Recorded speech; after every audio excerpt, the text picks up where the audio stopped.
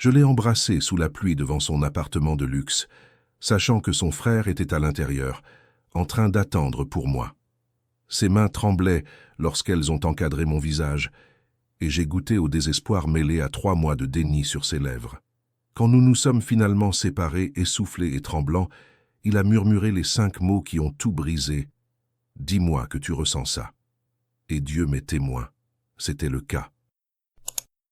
Je vais vous raconter la nuit où j'ai cessé de me mentir sur ce que je voulais, sur l'instant exact où j'ai compris que le sûr et confortable était en train de me tuer à petit feu, sur l'homme que j'avais juré de ne jamais m'autoriser à avoir, sur le baiser qui a eu lieu dans un ascenseur entre le 42e et le 45e étage, sur le fait de franchir toutes les limites que j'avais tracées pour protéger mon cœur, et sur la découverte que parfois le mauvais choix est le seul honnête. Peut-être que vous connaissez ce sentiment. Quand quelqu'un vous regarde et que soudain vous oubliez comment former des phrases cohérentes. Quand un contact anodin s'attarde juste une seconde de trop et que la chaleur inonde tout votre corps. Quand vous vous surprenez à penser à quelqu'un à 3 heures du matin et ne pouvez plus vous arrêter de sourire. Quand votre cerveau crie au danger, mais que votre cœur murmure enfin. Quand le sûr commence à ressembler à l'étouffement et que le chaos commence à ressembler à la liberté.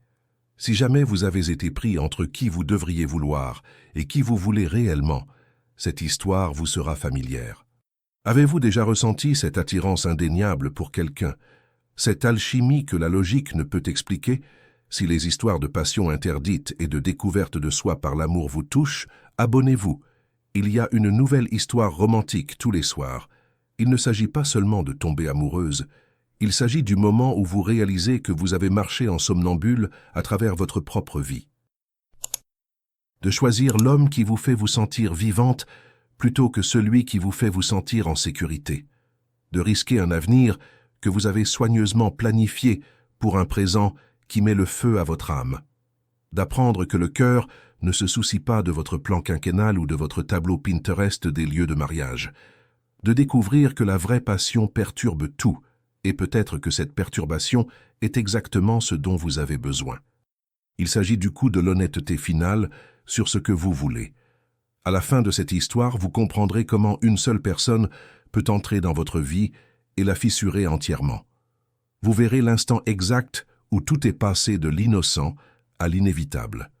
Vous apprendrez les 3 signes qui m'ont dit que j'étais en train de tomber bien avant de me l'avouer. Vous découvrirez pourquoi combattre l'alchimie est comme essayer de retenir la marée à main nue. Et vous comprendrez pourquoi certaines connexions valent chaque conséquence compliquée, désordonnée, magnifique. Parce que la transformation vient rarement des choix sûrs. Cette histoire commence il y a 8 mois, quand j'étais fiancé à l'homme parfait sur le papier. Quand je croyais que l'amour était une question de liste de vérification de compatibilité et d'objectifs de vie partagés. Quand je pensais que la passion était quelque chose qui s'estompait de toute façon, alors pourquoi en faire une priorité?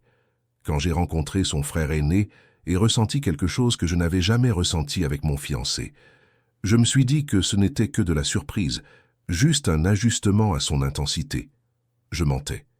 Et la nuit où j'ai finalement admis cette vérité, c'est là que tout a changé. Alors laissez-moi vous ramener à ce gala de charité où je l'ai vu pour la première fois.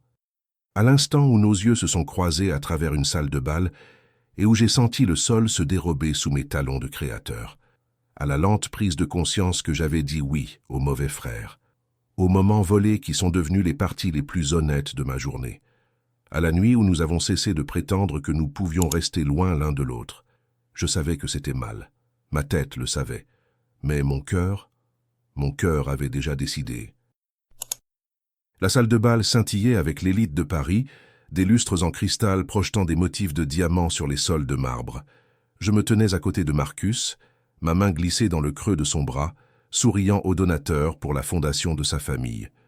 Nous avions l'air parfaits ensemble. Tout le monde le disait depuis l'annonce de nos fiançailles 3 mois auparavant. Marcus charmait l'épouse d'un magnate de la technologie, son sourire exercé ne faiblissant jamais, sa conversation aisée.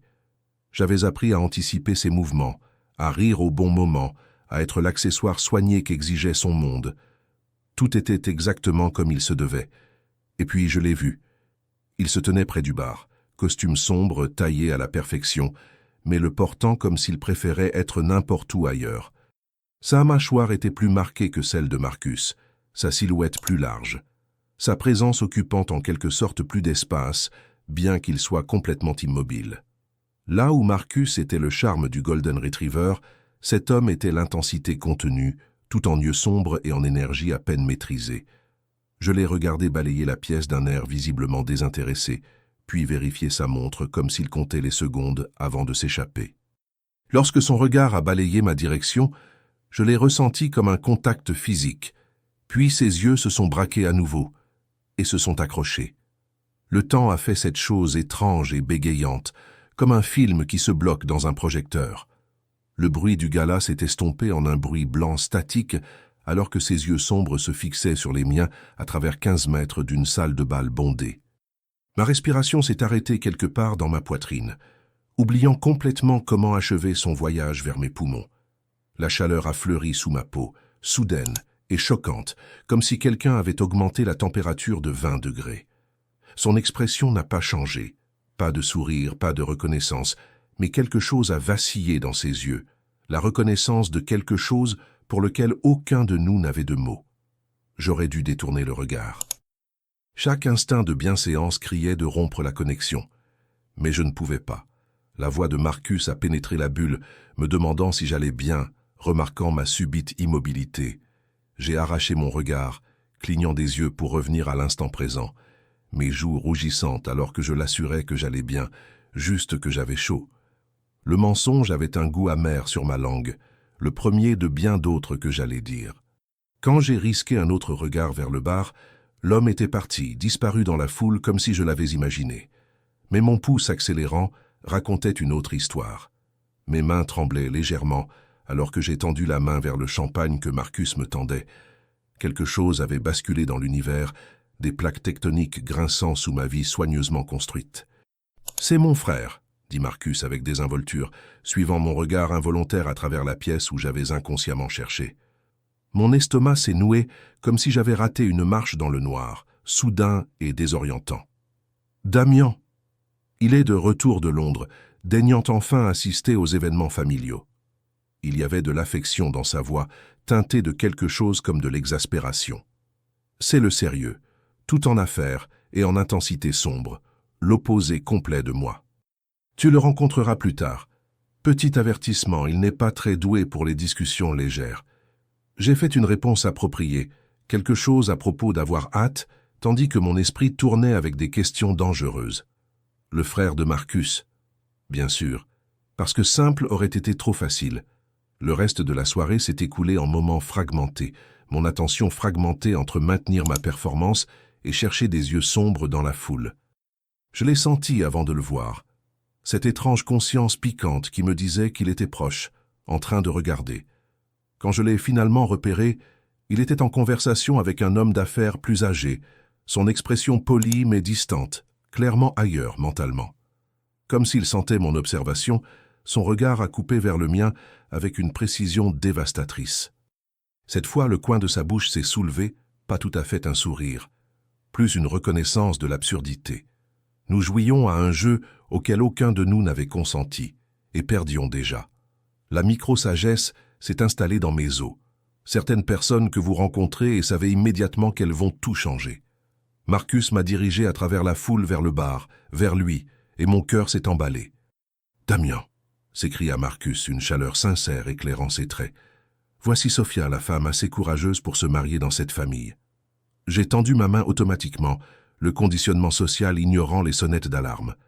Quand la main de Damian s'est refermée sur la mienne, chaude et forte et prudente, l'électricité a parcouru mon bras si intensément que j'ai presque haleté.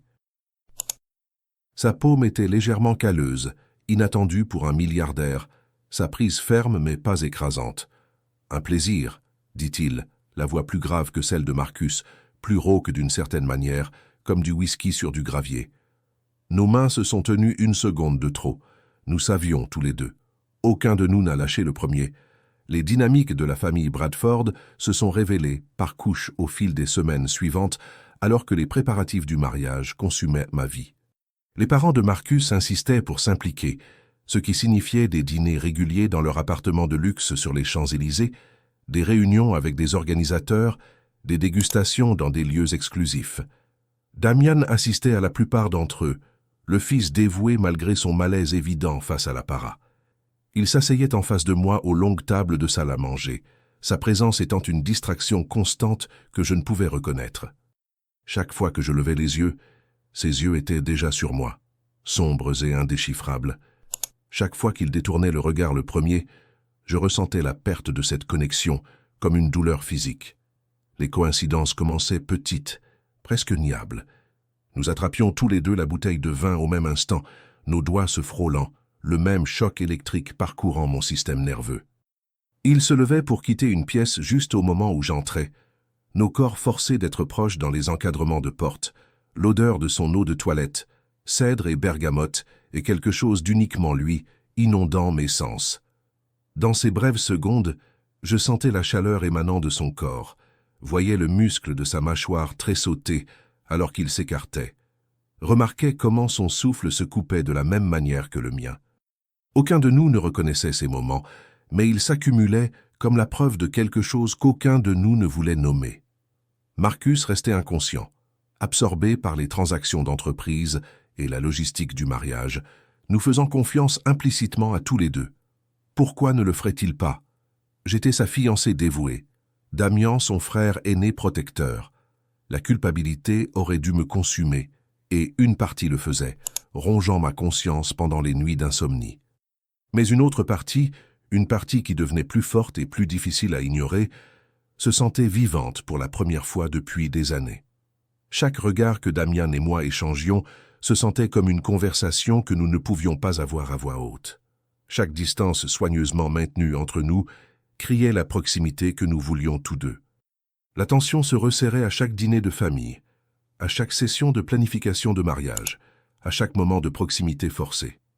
Un soir, Marcus a dû prendre un appel urgent, nous laissant, Damian et moi, seuls dans la bibliothèque de l'appartement de luxe, où nous examinions les options de lieu. Le silence s'est étiré, lourd de tout ce qui n'était pas dit, les lumières de la ville scintillant à travers des fenêtres du sol au plafond. Je me suis concentré sur le portfolio devant moi, les mots s'estompant alors que je le sentais se rapprocher, ostensiblement pour voir les photographies. Son épaule touchait presque la mienne, la manche de sa chemise a un souffle de mon bras nu. « Tu n'as pas à faire ça, dit-il doucement, sa voix si basse que je l'ai presque pas entendue. Quand j'ai levé les yeux, confuse, ses yeux ont tenu les miens, avec une intensité dévastatrice. L'épouser, si tu n'es pas sûr. J'ai eu la bouche sèche. J'aime Marcus, ai-je dit automatiquement. La réponse répétée que j'avais donnée 100 fois à 100 personnes. Mais assise là, avec Damian assez proche pour que je puisse sentir sa chaleur, voir les paillettes d'or dans ses yeux sombres, les mots sonnaient faux même à mes propres oreilles. « Est-ce le cas ?»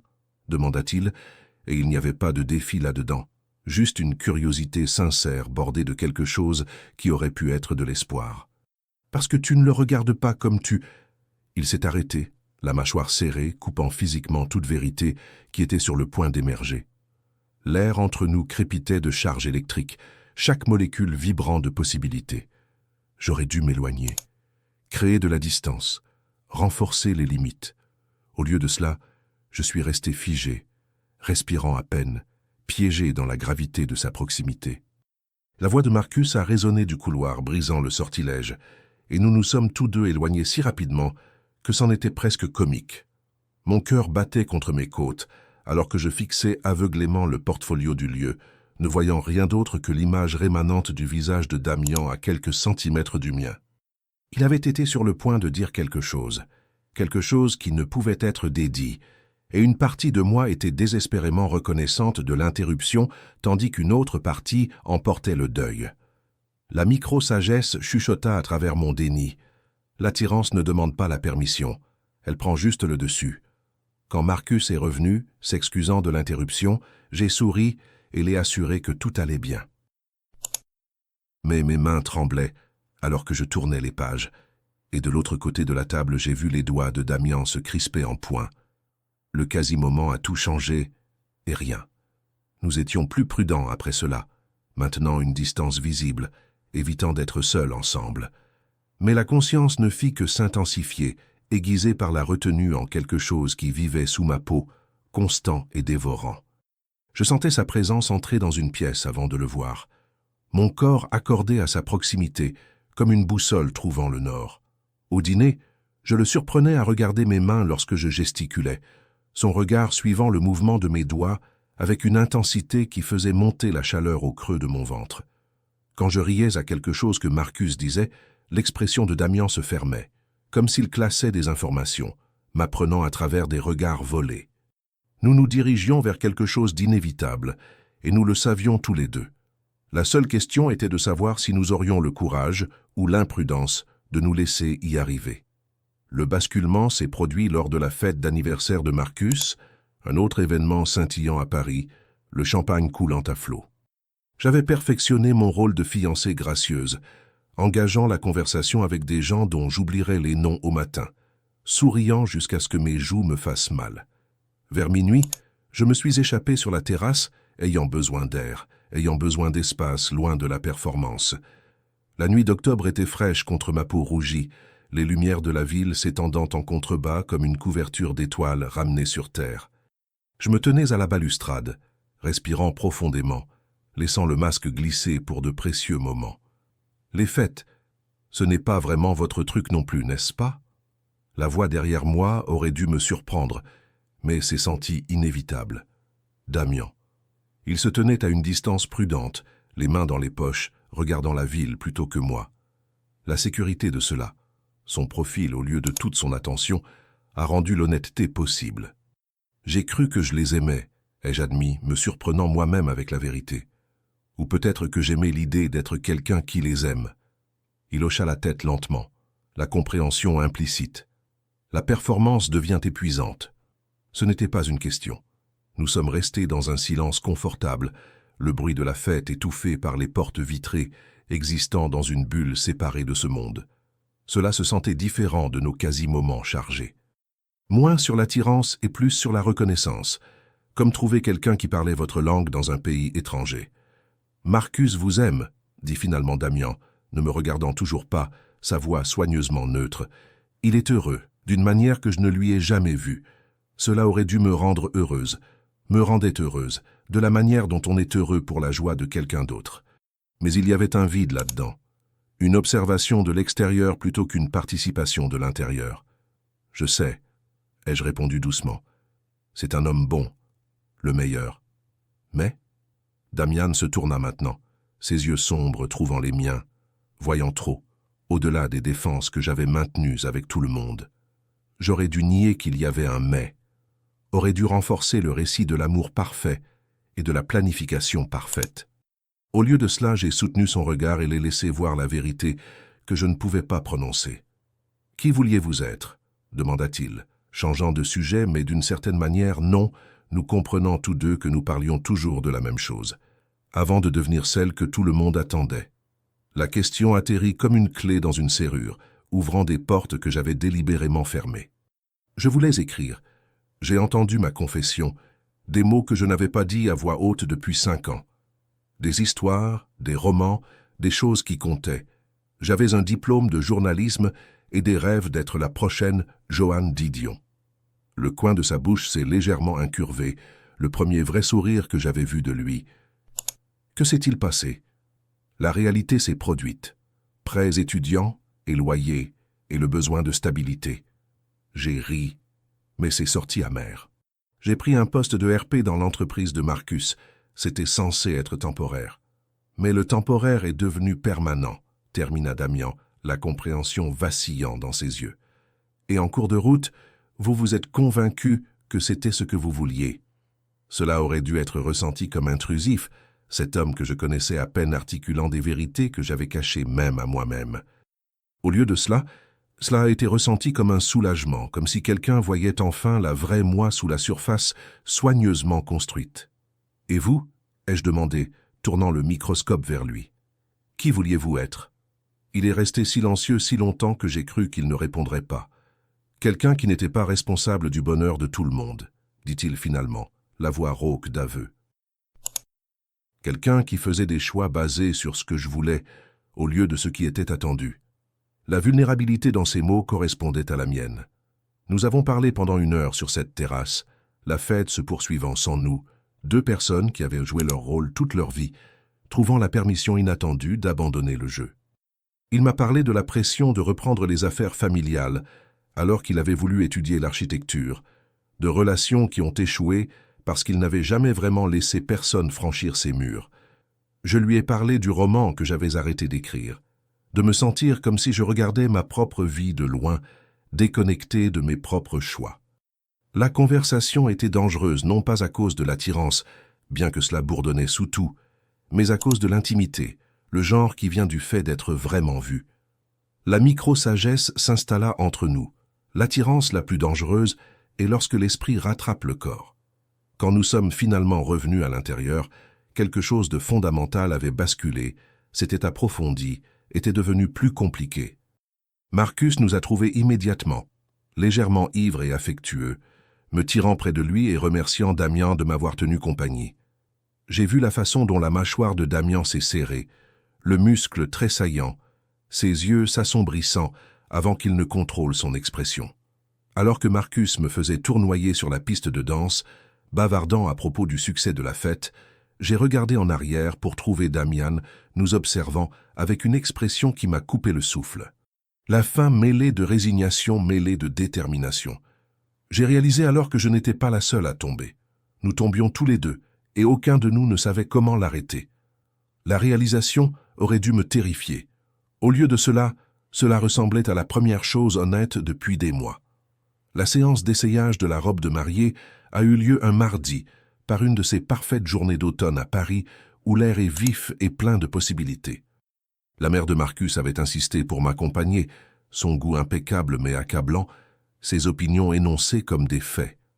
3 heures plus tard, je me tenais dans une robe qui coûtait plus cher que ma première voiture, belle et suffocante à parts égales, tandis qu'elle débattait des options de voile avec la consultante. Mon téléphone a vibré. Damian, demandant si je pouvais passer à son bureau après, quelque chose à propos d'un cadeau pour Marcus. Je me suis dit que le bond dans mon pouls était normal, que cela ne signifiait rien. Je mentais même à ce moment-là. Son bureau occupait le dernier étage du bâtiment Bradford, tout d'acier et de verre et de vues imprenables, aussi intimidant que l'homme lui-même. Son assistante était partie pour la journée, laissant l'espace dans cet étrange silence d'après les heures de bureau. Je l'ai trouvé à son bureau, les manches de chemise retroussées, la cravate desserrée, l'air plus humain que je ne l'avais jamais vu lors d'événements familiaux.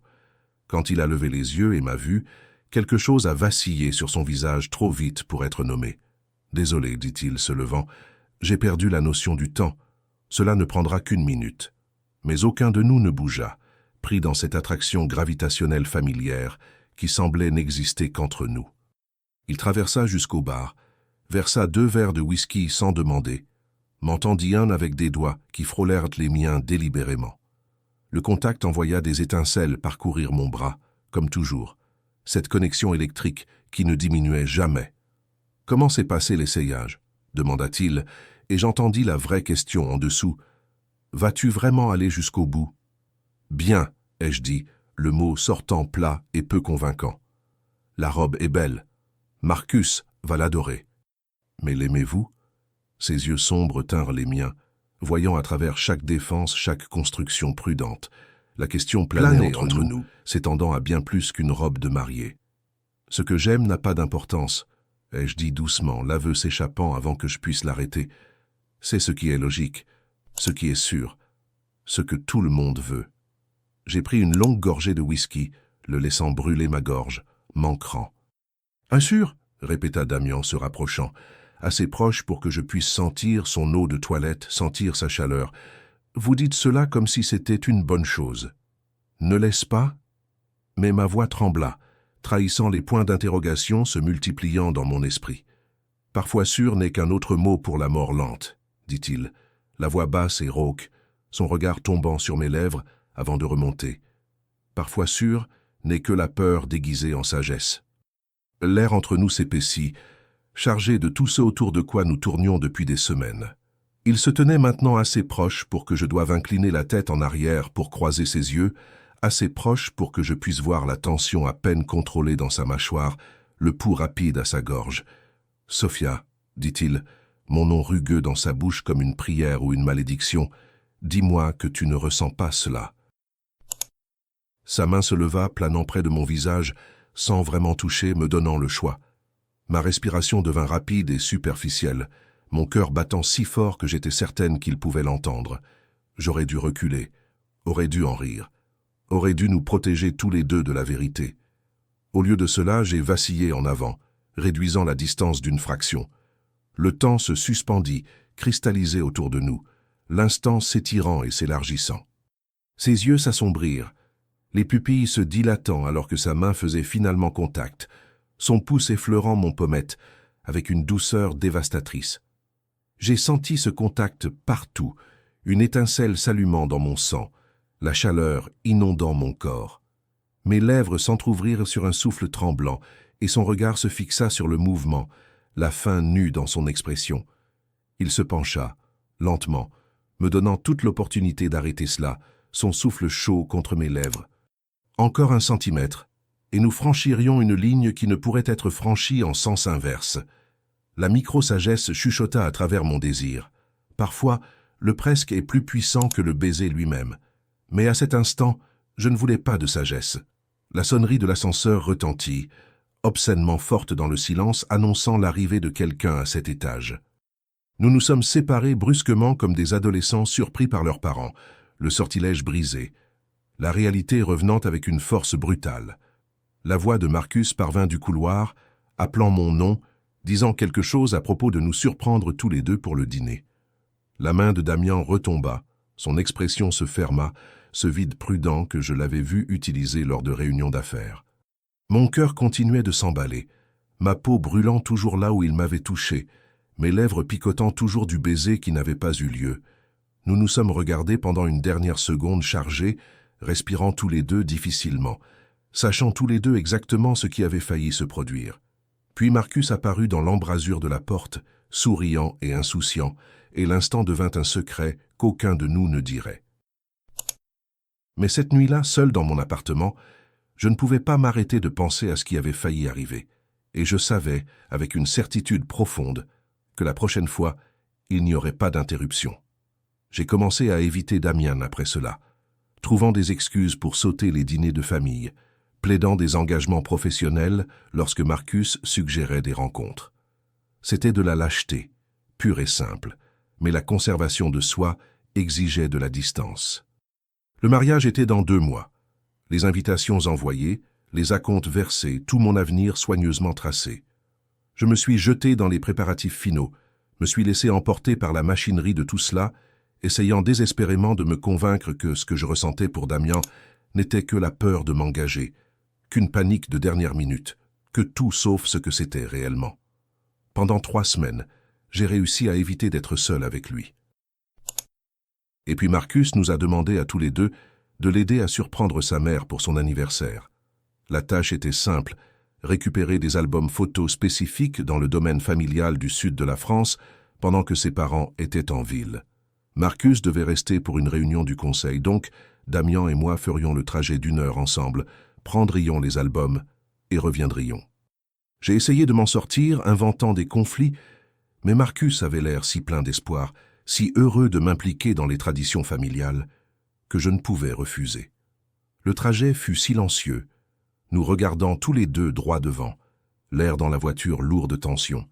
Chaque kilomètre se sentait comme un voyage vers quelque chose d'inévitable, comme si nous étions des personnages dans une histoire déjà écrite, attendant juste que l'intrigue ne nous rattrape. Le domaine était vide, résonnant et vaste, plein d'histoires familiales et de vieilles fortunes. Nous avons trouvé les albums facilement, mais Damian s'est ensuite arrêté dans la bibliothèque, regardant un mur de photographies encadrées. « C'était avant », dit-il, désignant une photo de lui et Marcus enfant, peut-être 10 et 8 ans, souriant avec des dents de lait à l'appareil photo. Avant que les attentes ne se solidifient. Avant que nous ne devenions ceux dont ils avaient besoin que nous soyons. Il y avait une telle tristesse dans sa voix que je me suis rapproché sans réfléchir, attiré par la vulnérabilité. « Vous pouvez toujours être qui vous voulez », ai-je dit doucement. « Il n'est pas trop tard. » Il s'est tourné vers moi et le regard dans ses yeux m'a coupé le souffle. « Le puis-je » La question planait entre nous lourde de sens, demandant bien plus que des parcours de carrière et des obligations familiales. « Sophia, dit-il, faisant un pas de plus, puis un autre, jusqu'à ce que nous partagions l'air, j'ai besoin de dire quelque chose, et vous pourrez partir après, faire semblant que je ne l'ai jamais dit, épouser mon frère et vivre votre vie sûre et planifiée. Mais je ne peux plus faire semblant. » Mon cœur a tonné contre mes côtes, chaque instinct criant au danger même si je restais ancré sur place. « Ne faites pas ça, ai-je murmuré, mais il n'y avait aucune conviction là-dedans. « Nous ne pouvons pas. Je n'arrive pas à arrêter de penser à vous, dit-il, la voix rauque d'aveu.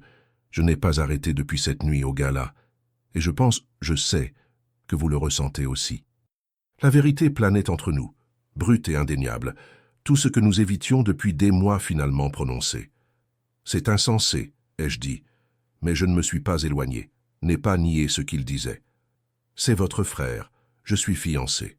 C'est... » « Mal, termina Damian se rapprochant encore. « Je sais. Croyez-moi. J'ai listé toutes les raisons pour lesquelles cela ne peut pas arriver. Toutes les raisons pour lesquelles je devrais rester loin de vous. Toutes les raisons pour lesquelles vous devriez être hors limite. » Sa main se leva, les doigts traçant la ligne de ma mâchoire avec une lenteur douloureuse. « Mais aucune de ces raisons ne change ce que je ressens, ce que nous ressentons tous les deux. » Le contact envoya de l'électricité parcourir mon système nerveux, chaque terminaison nerveuse soudainement vivante. « J'aime Marcus, » ai-je dit, ayant besoin de le dire, ayant besoin de m'accrocher à quelque chose de solide tandis que le sol se dérobait sous mes pieds. « Je sais que c'est le cas, » répondit Damian, son pouce effleurant ma lèvre inférieure, me faisant trembler. « Mais êtes-vous amoureuse de lui? Est-il la première personne à laquelle vous pensez le matin? Fait-il s'emballer votre cœur juste en entrant dans une pièce? Vous fait-il vous sentir comme si vous étiez enfin éveillé après des années de somnambulisme? » Chaque question atterrit comme une flèche trouvant sa cible, parce que la réponse à toutes était non. La personne qui me faisait ressentir toutes ces choses se tenait devant moi, me regardant comme si j'étais quelque chose de précieux et de terrifiant. La micro-sagesse coupa à travers mon déni. Les mots les plus effrayants sont aussi les plus vrais. Je n'arrive pas à arrêter de penser à vous. Que voulez-vous de moi? Ai-je demandé, la voix se brisant sur les mots, les larmes menaçant parce que nous savions tous les deux qu'il n'y avait pas de bonne réponse. Que tout, dit-il simplement honnêtement, son front tombant pour reposer contre le mien. Mais je prendrai tout ce que vous pourrez me donner, même si ce n'est rien. Même si vous sortez d'ici et épousez Marcus et que je dois regarder, sachant ce que nous aurions pu être. Le choix se cristallisa à cet instant brutal dans sa clarté. Rester sur le chemin sûr que j'avais choisi, épouser l'homme bon qui m'aimait, vivre la vie que j'avais planifiée. Ou entrer en territoire inconnu avec cet homme qui avait fissuré quelque chose en moi que je croyais mort depuis longtemps. Les deux choix donnaient l'impression de perdre, mais un seul donnait l'impression de vivre. « Damian » ai-je murmuré, et son nom dans ma bouche se sentit comme un commencement et une fin tout à la fois. « Embrassez-moi. » Le point de décision était atteint. Il n'y avait pas de retour en arrière. Compreendido. Segue a tradução completa em francês, mantendo a estrutura original e aplicando as adaptações culturais. Traduction et adaptation. Pendant un battement de cœur suspendu, aucun de nous ne bougea. L'énormité de ce que j'avais demandé, de ce que nous étions sur le point de faire, planant entre nous comme un souffle retenu. Ses yeux cherchèrent les miens, sombres et intenses, à la recherche de doutes, d'hésitations, de toute raison de maintenir la distance qui nous avait tués tous les deux. Mais j'en avais fini avec la distance, fini avec le déni, fini avec le fait de prétendre que je ne ressentais pas ce que je ressentais. Je me levai sur la pointe des pieds, comblant le dernier centimètre entre nous, et pressai mes lèvres contre les siennes. Le monde explosa en sensations. Le premier contact de sa bouche sur la mienne fut doux, interrogateur, presque respectueux, comme si j'étais quelque chose de sacré qu'il craignait de briser. Mais lorsque je soupirai contre lui, lorsque mes mains se crispèrent sur sa chemise le tirant plus près, quelque chose se rompit en lui. Ses bras s'enroulèrent autour de moi, une main glissant dans mes cheveux, l'autre pressant contre le creux de mon dos, m'écrasant contre les plans durs de son corps. Le baiser s'intensifia, devint affamé, des mois de déni et de retenue s'enflammant en un besoin désespéré. Il avait le goût du whisky, de la menthe et de quelque chose d'indéfinissable de lui, enivrant et addictif. Mon dos frappa la bibliothèque derrière moi, des livres tombant oubliés au sol, aucun de nous ne se souciant d'autre chose que de ce baiser, de cet instant, de ce finalement. Sa langue balaya la mienne et je gémis, sans honte, mes doigts s'entrelaçant dans ses cheveux sombres, apprenant la texture, la sensation de le toucher sans retenue. Le temps cessa de signifier quoi que ce soit. Le monde se réduisit à la pression de sa bouche, la chaleur de ses mains, la façon dont son corps se pressait contre le mien, comme s'il voulait se glisser sous ma peau. J'avais été embrassé avant, plein de fois, mais jamais comme ça, jamais comme si ma survie en dépendait. Quand nous nous sommes finalement séparés, haletant tous les deux, ses pupilles dilatées par le désir, je me sentis ivre malgré le seul whisky d'il y a des heures. Son front reposa contre le mien, nous respirant tous les deux difficilement, nos cœurs battant à l'unisson. « Sophia », dit-il, la voix brisée, et je sentis mon nom résonner à travers tout mon corps. Nous devrions arrêter. Mais même en disant cela, son pouce traça ma lèvre inférieure gonflée, ses yeux suivant le mouvement avec une faim nue. Nous devrions, acquiesçai-je, mais mes mains le tiraient déjà vers moi. Nous devrions absolument. Nos bouches se rencontrèrent de nouveau, et tout semblant d'arrêter s'évapora. Ce baiser était différent, plus lent, mais d'une manière ou d'une autre plus intense. Une exploration délibérée plutôt qu'une revendication désespérée. Il m'embrassa comme s'il avait tout le temps du monde, comme s'il mémorisait chaque courbe et creux, comme s'il apprenait une langue que nous seuls parlions. Sa bouche passa de mes lèvres à ma mâchoire, traînant la chaleur le long de la colonne de ma gorge, et lorsqu'il trouva mon point de pulsation et aspira doucement, mes genoux fléchirent réellement. Il me rattrapa facilement, me pressant plus fort contre la bibliothèque, sa cuisse glissant entre les miennes, et la pression envoya des étincelles parcourir mon système nerveux. Je n'avais jamais rien ressenti de tel, cette perte totale de contrôle, ce besoin écrasant. « Cela change tout », murmura-t-il contre mon cou, une déclaration, non une question, son souffle chaud sur ma peau sensibilisée. « Je sais », réussis-je à dire, inclinant ma tête pour lui donner un meilleur accès, mon esprit rationnel complètement hors ligne, fonctionnant purement à l'instinct et au désir. Nous ne pouvons pas revenir en arrière. Je ne veux pas, avouai-je, la vérité sortant brute et non filtrée. Dieu m'aide, je ne veux pas revenir en arrière. Il leva la tête alors, encadrant mon visage avec ses deux mains, me forçant à croiser ses yeux. Ce que j'y vis vola le peu de souffle qu'il me restait, de la faim, oui, mais aussi de la tendresse, de la vulnérabilité, quelque chose qui ressemblait dangereusement à de l'amour. La micro-sagesse s'installa dans mes os. Certains baisers changent la trajectoire de votre vie entière. Nous nous embrassâmes jusqu'à ce que mes lèvres soient gonflées et mon corps douloureux de désir, jusqu'à ce que la lumière extérieure se déplace vers le soir, jusqu'à ce que la réalité recommence à se glisser sur les bords. Quand nous nous sommes finalement, à contre-cœur séparés, l'ampleur de ce que nous avions fait s'est abattue sur moi. J'avais embrassé le frère de mon fiancé. J'avais trahi la confiance de Marcus de la manière la plus fondamentale. J'avais franchi une ligne que je ne pouvais pas franchir en sens inverse, briser quelque chose que je ne pouvais pas réparer. Mais en regardant Damian, voyant ma propre merveille ébranlée se refléter dans ses yeux, je ne pouvais me résoudre à le regretter. Et puis tout est devenu compliqué, murmurai-je, essayant la légèreté et échouant. Il sourit, triste et beau, pressant un dernier baiser doux sur mes lèvres. « Cela allait toujours être compliqué, dit-il. Au moins maintenant c'est honnête, et il avait raison. Tout à partir de cet instant serait différent. Nous avions quitté le chemin sûr pour un territoire inexploré, et il n'y avait pas de carte pour revenir en arrière. Nous n'avons rien dit à Marcus. Cette décision nous a rendus tous deux complices, tous deux menteurs, a rendu tout exponentiellement pire. Mais aucun de nous n'était prêt pour les répercussions, pour la douleur que nous causerions, pour la démolition de tout ce que nous prétendions vouloir. Alors nous avons existé dans des moments volés, du temps emprunté, l'espace entre ce qui était et ce qui pouvait être. Damian m'envoyait des messages pendant les réunions, des messages simples qui semblaient chargés de sous-entendus. Je trouvais des excuses pour passer à son bureau, des raisons professionnelles qui ne trompaient personne d'autre que Marcus. Lorsque nous réussissions à être seuls, nous nous touchions comme des gens affamés, comme si nous pouvions emmagasiner le contact pour la sécheresse à venir. La culpabilité vivait dans ma poitrine, un poids constant qui aurait dû m'arrêter mais ne l'a pas fait. Chaque fois que Marcus m'embrassait pour me saluer, chaque fois qu'il parlait avec enthousiasme des plans de mariage, chaque fois qu'il m'appelait son avenir avec une telle certitude et un tel amour, la culpabilité se tordait plus profondément. Je le trahissais de la pire manière possible, et je ne pouvais pas m'obliger à arrêter, parce que quand j'étais avec Damian, quelque chose en moi se réveillait, qui était dormant depuis des années. Il voyait des parties de moi que j'avais oubliées existaient, encourageait des rêves que j'avais enterrés, me faisait sentir comme si j'étais enfin pleinement moi-même. Cela aurait dû être simple de choisir entre eux, l'homme bon que j'avais promis d'épouser contre l'homme impossible auquel je ne pouvais résister. Mais rien de tout cela n'était simple.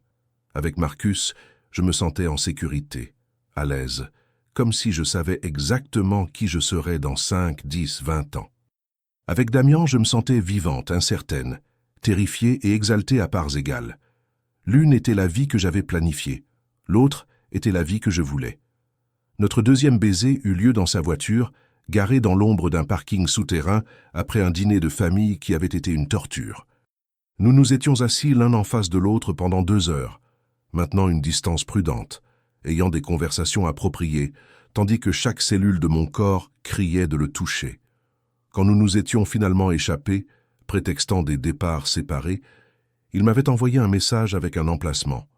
J'aurais dû rentrer. Aurais dû arrêter cela avant que ça n'aille plus loin. Au lieu de cela, j'ai conduit jusqu'à lui comme une boussole trouvant le nord. Au moment où j'ai glissé dans sa voiture, sa bouche était sur la mienne, désespérée et possessive. Nous nous sommes embrassés jusqu'à ce que les vitres s'embuent, jusqu'à ce que nous soyons tous deux tremblants de désir. « Viens chez moi », dit-il contre mes lèvres, la voix rauque de besoin, sa main glissant sur ma cuisse par-dessus ma robe. L'invitation planait entre nous, lourde d'implications, la prochaine étape d'une progression que nous savions tous deux en cours. Mon corps criait oui, s'arquant déjà sous son contact, prenant déjà la décision. Mais mon esprit, ce qu'il en restait, clignotait des signes d'avertissement. Rentrer chez lui signifiait franchir une autre ligne, signifiait reconnaître que c'était plus que de simples baisers, plus que de la simple attirance, signifiait que je le choisissais activement au lieu de Marcus. « Je ne peux pas », ai-je murmuré, même si mes doigts se crispaient sur sa chemise. « Pas encore. J'ai besoin de Marcus mérite. »« Je sais, dit-il, reculant, la mâchoire serrée par une retenue visible. Mais les moments volés ont continué, augmentant en intensité, sinon en emplacement. Il me tirait dans des salles de conférences vides, pendant les réunions d'affaires familiales, me pressant contre les murs, m'embrassant jusqu'à ce que j'oublie mon propre nom. Je me présentais à son bureau après les heures de bureau, et nous finissions enlacés sur son canapé, les mains explorant sous les vêtements, apprenant la géographie l'un de l'autre avec une attention respectueuse. Nous n'allions jamais trop loin, une certaine frontière invisible nous retenant de l'abandon complet, mais nous nous apprenions par paliers. J'ai découvert la cicatrice sur ses côtes due à un accident d'enfance, le point sensible derrière son oreille qui le faisait gémir, la façon dont son contrôle se brisait quand je mordais sa lèvre inférieure. Il m'a appris aussi cataloguer mes réactions avec une attention méticuleuse, trouver l'endroit sur mon cou qui me faisait halter, la pression de ses mains sur mes hanches qui me faisait fondre, la façon dont je tremblais quand il murmurait mon nom contre ma peau. Nous communiquions par des touchés et des soupirs, dans le langage des corps apprenant à se parler l'un à l'autre. Chaque rencontre me laissait plus défaite, plus certaine que c'était quelque chose qui m'avait manqué toute ma vie sans le savoir. La micro-sagesse s'est installée dans la vérité. Il y a une liberté à finalement admettre ce que l'on veut. Et Dieu, je le voulais avec une férocité qui aurait dû me terrifier. Mais la réalité extérieure ne pouvait être tenue à distance éternellement.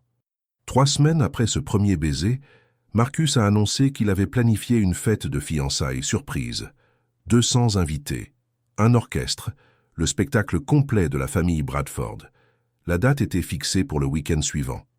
Alors qu'il détaillait les plans avec un enthousiasme enfantin, me montrant les photos du lieu et les options de menu, je sentis les murs se refermer. Damian et moi devrions nous tenir dans la même pièce, Regarder Marcus célébrer notre mariage imminent. Maintenir le mensonge devant tous ceux qui comptaient. Quand j'ai envoyé un message à Damian cette nuit-là, expliquant la situation, sa réponse fut simple. Nous devons lui dire. Il avait raison. Nous savions tous deux qu'il avait raison. Mais j'ai demandé une semaine de plus. Une semaine de plus pour vivre dans cette réalité suspendue avant que tout n'explose. Il me l'a donné parce qu'il me donnerait tout ce que je demandais. Et c'est là que j'ai su, j'étais complètement irréversiblement amoureuse du mauvais frère. La réalisation aurait dû me détruire. Au lieu de cela, cela a été ressenti comme si je rentrais enfin à la maison. La veille de la fête de fiançailles, Marcus est parti pour Bruxelles pour une affaire urgente, une affaire qui tournait mal nécessitant sa présence immédiate. Il devait partir pour la nuit, revenant le matin de la fête. Après son départ, mon appartement m'a semblé trop silencieux, trop vide, mes pensées tourbillonnant dans la panique de ce qui allait suivre. Mon téléphone a vibré. « Laissez-moi vous emmener dîner, quelque part où nous pouvons réellement parler. » Damian. J'aurais dû dire non. Aurais dû utiliser ce temps pour réfléchir, planifier, trouver comment me sortir de cette situation impossible. Au lieu de cela, j'ai répondu par un seul mot. Oui. Parce que j'en avais fini de prétendre que j'avais la force de m'en aller. Il est venu me chercher dans sa voiture personnelle, pas le véhicule avec chauffeur que les Bradfords utilisaient typiquement, juste lui en jean et un pull sombre qui rendait ses yeux presque noirs. Il avait l'air plus jeune comme ça, moins le milliardaire intimidant, et plus juste un homme qui faisait s'emballer mon cœur. « Où allons-nous » ai-je demandé alors qu'il naviguait dans le trafic parisien. « Quelque part où personne ne nous connaît », répondit-il, jetant un coup d'œil avec un léger sourire. « Quelque part où nous pouvons simplement être nous-mêmes pendant quelques heures. » Nous avons fini dans un petit restaurant italien à Montmartre, le genre d'endroit avec des nappes à carreaux et des bougies dans des bouteilles de vin complètement sans prétention. Il avait réservé une banquette dans le fond, sombre et privée. Nous avons parlé à travers les plats, la conversation coulant facilement sans le poids de la famille qui nous regardait, sans le besoin d'exécuter nos rôles désignés. Il m'a parlé de l'architecture qu'il esquissait encore en privé, m'a montré des photos sur son téléphone de bâtiment qu'il avait conçu mais jamais construit. Je lui ai parlé du roman que j'avais abandonné, l'histoire d'une femme essayant de se trouver dans un monde qui n'arrêtait pas de lui dire qui elle devait être. « Vous devriez le finir, dit-il, traçant des cercles sur ma paume sous la table, le contact envoyant de la chaleur tourbillonner à travers moi. La vie est trop courte pour abandonner ses rêves. Même les rêves impossibles ?» ai-je demandé, et nous savions tous deux que je ne parlais plus d'écriture. « Surtout les impossibles, dit-il, levant ma main à ses lèvres, pressant un baiser sur mes jointures, tout en maintenant mon regard. Le restaurant s'est estompé, les autres convives devenant un bruit de fond, le monde se rétrécissant à seulement nous, et cette banquette et la lumière vacillante de la bougie entre nous. « Sophia, demain va être difficile. Nous allons devoir nous tenir dans cette pièce et jouer nos rôles. Mais ce soir, il fit une pause, la mâchoire travaillant, la vulnérabilité nue dans son expression. Ce soir, je veux être honnête. Je suis amoureux de vous. Complètement. Irrévocablement. D'une manière qui a probablement détruit toute chance que j'avais d'avoir une vie normale. Et j'avais besoin que vous le sachiez, quoi qu'il arrive ensuite. La confession planait entre nous, courageuse et terrifiante, tout ce que j'avais ressenti, mais que j'avais été trop peur d'exprimer. Des larmes brûlaient derrière mes yeux, l'émotion gonflant trop pour être contenue. « Je vous aime aussi », ai-je murmuré, les mots sortant rugueux et vrais. J'ai essayé de ne pas le faire. Essayé de me convaincre que ce n'était que de la chimie ou de la rébellion ou la peur de m'engager. Mais ce n'est pas ça. C'est de l'amour. Vous êtes la première personne à laquelle je pense le matin. Vous me faites me sentir vivante d'une manière dont j'ignorais être morte. Et je ne sais pas comment choisir entre briser le cœur de votre frère et briser le mien. Il sortit de la banquette en quelques secondes, glissant à côté de moi, me tirant dans ses bras. J'ai enfoui mon visage dans son cou, l'inhalant, laissant les larmes couler finalement. « Viens chez moi », dit-il à nouveau. La même invitation d'il y a des semaines, mais différente maintenant, lestée de tout ce que nous venions d'avouer. Laissez-moi avoir une nuit avec vous, une nuit honnête avant que la réalité ne revienne. J'ai reculé pour le regarder, voyant mon propre désespoir se refléter dans ses yeux sombres. Chaque pensée rationnelle criait que c'était une erreur, que coucher avec lui rendrait tout infiniment plus compliqué. Mais mon cœur traître et honnête, savait que c'était inévitable, que j'avais déjà fait le choix quand j'avais dit oui au dîner. La micro-sagesse chuchota à travers ma résolution, la véritable intimité, c'est quand les corps et les âmes parlent le même langage. C'est vrai que tout, ai-je dit, et le mot a été ressenti comme sauter d'une falaise, terrifiant et libérateur à parts égales. Son appartement était dans le centre-ville, tout en briques apparentes et fenêtres du sol au plafond surplombant la ville. Masculin mais chaleureux, rempli d'esquisses architecturales et de livres et de morceaux de lui-même qu'il ne montrait pas au monde. Il nous a servi du vin avec des mains légèrement tremblantes, et j'ai aimé qu'il soit nerveux aussi, que cela compte autant pour lui que pour moi. Nous nous sommes tenus à la fenêtre, regardant les lumières de la ville se brouiller en constellations, aucun de nous ne parlant, sachant tous les deux ce qui était sur le point d'arriver. Quand il s'est finalement tourné vers moi, encadrant mon visage avec ses deux mains, son baiser fut doux, sucré, respectueux. « Êtes-vous sûr ?» murmura-t-il contre mes lèvres. En réponse, j'ai pris sa main et l'ai conduit vers la chambre. Je n'avais jamais été aussi sûr de quoi que ce soit dans ma vie. La veille de la fête de fiançailles, Marcus est parti pour Bruxelles pour une affaire urgente, une affaire qui tournait mal nécessitant sa présence immédiate. Il devait partir pour la nuit, revenant le matin de la fête.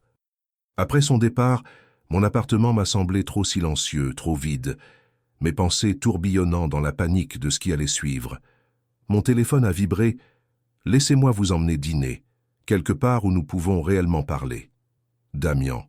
J'aurais dû dire non, aurais dû utiliser ce temps pour réfléchir, planifier, trouver comment me sortir de cette situation impossible. Au lieu de cela, j'ai répondu par un seul mot. « Oui. » Parce que j'en avais fini de prétendre que j'avais la force de m'en aller. Il est venu me chercher dans sa voiture personnelle, pas le véhicule avec chauffeur que les Bradfords utilisaient typiquement, juste lui en jean et un pull sombre qui rendait ses yeux presque noirs.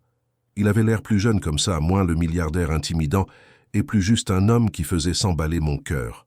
« Où allons-nous » ai-je demandé alors qu'il naviguait dans le trafic parisien. « Quelque part où personne ne nous connaît », répondit-il, jetant un coup d'œil avec un léger sourire. « Quelque part où nous pouvons simplement être nous-mêmes pendant quelques heures. » Nous avons fini dans un petit restaurant italien à Montmartre, le genre d'endroit avec des nappes à carreaux et des bougies dans des bouteilles de vin complètement sans prétention. Il avait réservé une banquette dans le fond, sombre et privée. Nous avons parlé à travers les plats, la conversation coulant facilement sans le poids de la famille qui nous regardait, sans le besoin d'exécuter nos rôles désignés. Il m'a parlé de l'architecture qu'il esquissait encore en privé, m'a montré des photos sur son téléphone de bâtiment qu'il avait conçu mais jamais construit. Je lui ai parlé du roman que j'avais abandonné, l'histoire d'une femme essayant de se trouver dans un monde qui n'arrêtait pas de lui dire qui elle devait être. « Vous devriez le finir, dit-il, traçant des cercles sur ma paume sous la table, le contact envoyant de la chaleur tourbillonner à travers moi. La vie est trop courte pour abandonner ses rêves. Même les rêves impossibles ?» ai-je demandé, et nous savions tous deux que je ne parlais plus d'écriture. « Surtout les impossibles, dit-il, levant ma main à ses lèvres, pressant un baiser sur mes jointures, tout en maintenant mon regard. Le restaurant s'est estompé, les autres convives devenant un bruit de fond, le monde se rétrécissant à seulement nous, et cette banquette et la lumière vacillante de la bougie entre nous. « Sophia, demain va être difficile. Nous allons devoir nous tenir dans cette pièce et jouer nos rôles. Mais ce soir, il fit une pause, la mâchoire travaillant, la vulnérabilité nue dans son expression. Ce soir, je veux être honnête. Je suis amoureux de vous. Complètement. Irrévocablement. D'une manière qui a probablement détruit toute chance que j'avais d'avoir une vie normale. Et j'avais besoin que vous le sachiez, quoi qu'il arrive ensuite. La confession planait entre nous, courageuse et terrifiante. Tout ce que j'avais ressenti, mais que j'avais été trop peur d'exprimer. Des larmes brûlaient derrière mes yeux, l'émotion gonflant trop pour être contenue. « Je vous aime aussi », ai-je murmuré, les mots sortant rugueux et vrais. J'ai essayé de ne pas le faire. Essayé de me convaincre que ce n'était que de la chimie ou de la rébellion ou la peur de m'engager. Mais ce n'est pas ça.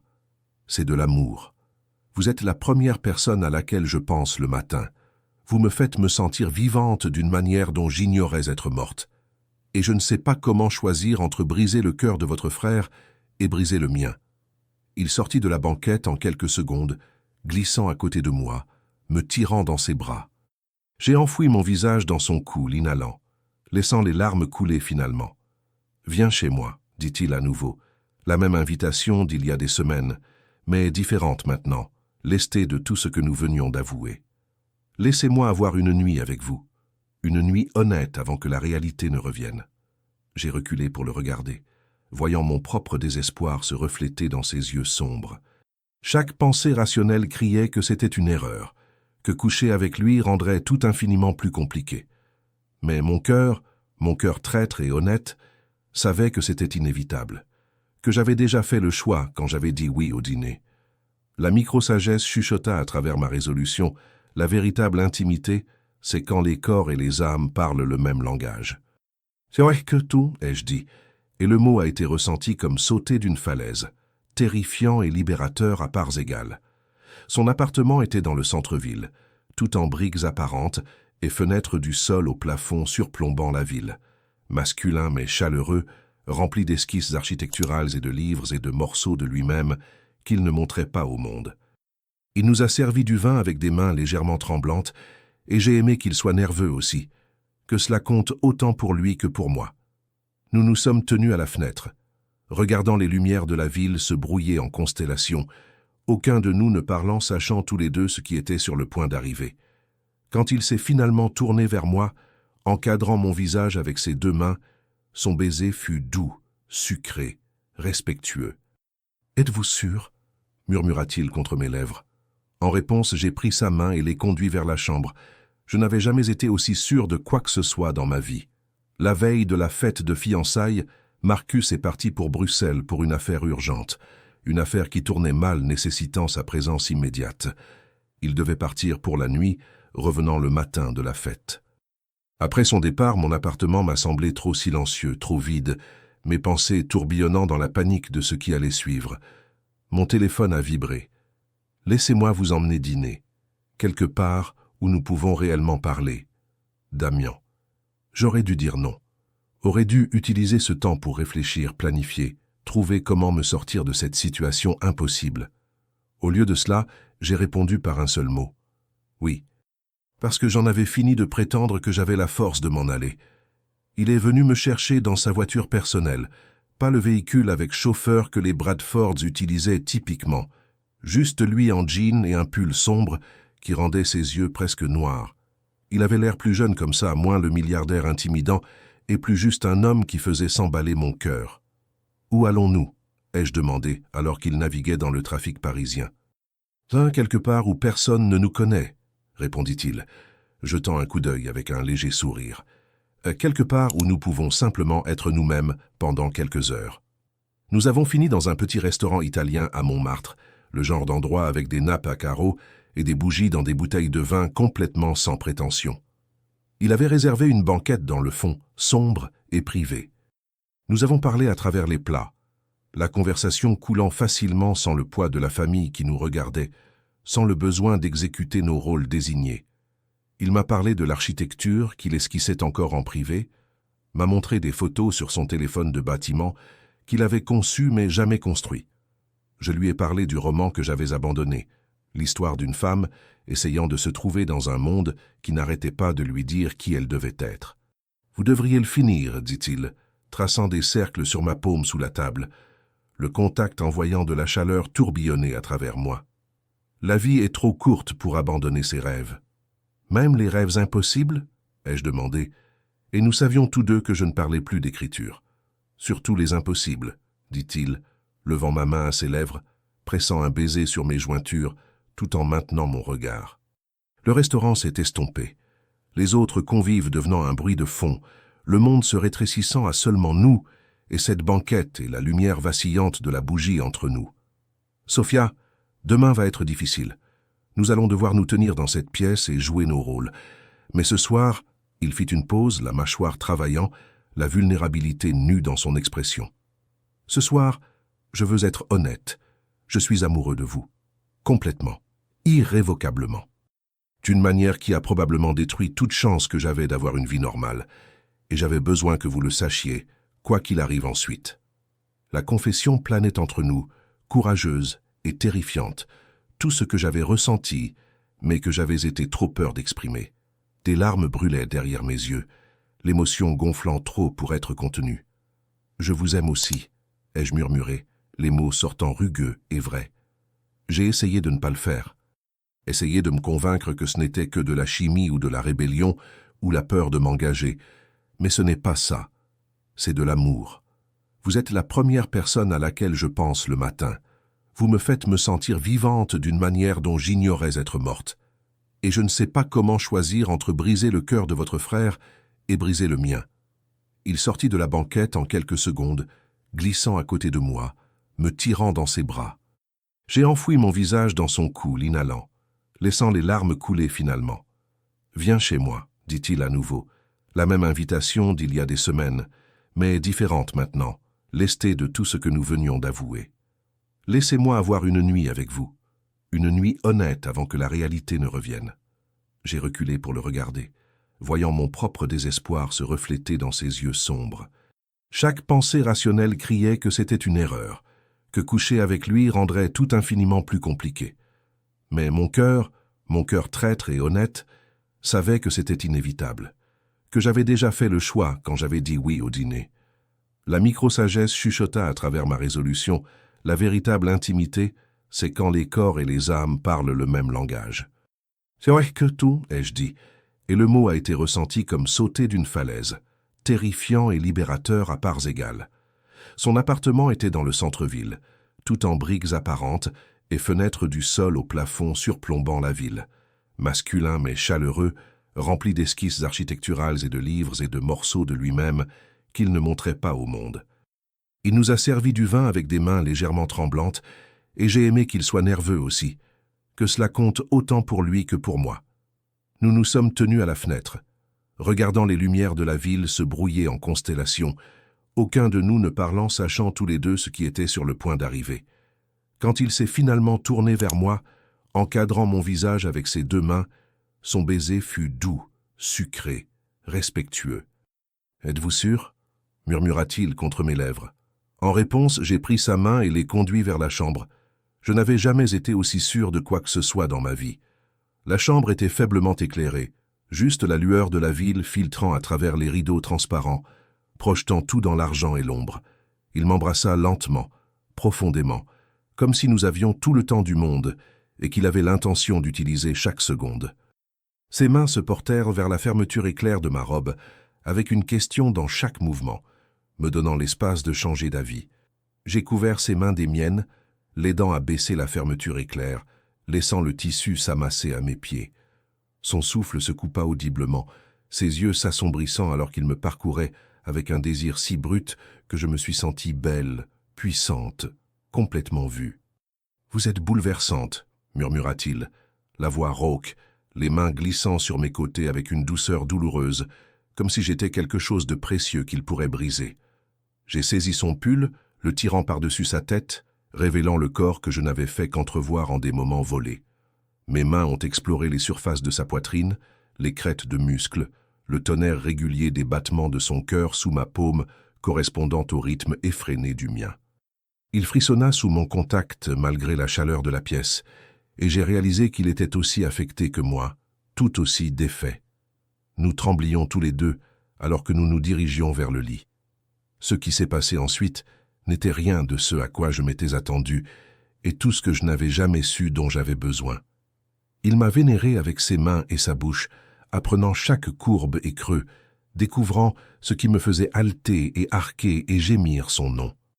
Il n'y avait pas de précipitation, pas de désespoir frénétique, juste une attention lente et délibérée qui m'a fait me sentir chérie d'une manière que je n'avais jamais connue. Quand il s'est finalement déplacé au-dessus de moi, s'installant entre mes cuisses, ses yeux ont tenu les miens avec une telle intensité que j'ai senti la connexion dans mon âme. « Je vous aime », dit-il à nouveau, et puis nous bougions ensemble, trouvant notre rythme, deux personnes ne faisant qu'un de la manière la plus ancienne et la plus honnête possible. Le temps a perdu son sens alors que nous nous explorions avec une minutie respectueuse, apprenant le langage que seuls nos corps parlaient, découvrant de nouvelles façons de communiquer tout ce que les mots ne pouvaient contenir. Le monde extérieur a cessé d'exister. Pas de Marcus, pas de culpabilité, pas de choix impossibles. Juste ce lit, cet homme, cet instant parfait d'honnêteté. Quand j'ai finalement éclaté dans ses bras, criant son nom, il a suivi quelques instants plus tard. Mon nom, une prière sur ses lèvres. Nous sommes restés enlacés après, peau contre peau, les battements de cœur revenant lentement à la normale, aucun de nous ne voulant briser le sortilège en parlant. Mais nous ne pouvions pas rester silencieux pour toujours. La réalité s'est immiscée à nouveau alors que la nuit s'épaississait, les conséquences de ce que nous avions fait s'installant sur nous comme un poids. « Je dois lui dire », ai-je dit doucement, ma tête sur la poitrine de Damian, ses doigts traçant des motifs sur mon épaule nue. « Avant la fête, il mérite de l'entendre de ma part. »« Nous allons lui dire ensemble », dit Damian, ses bras se resserrant autour de moi. « Ce n'est pas seulement votre fardeau à porter.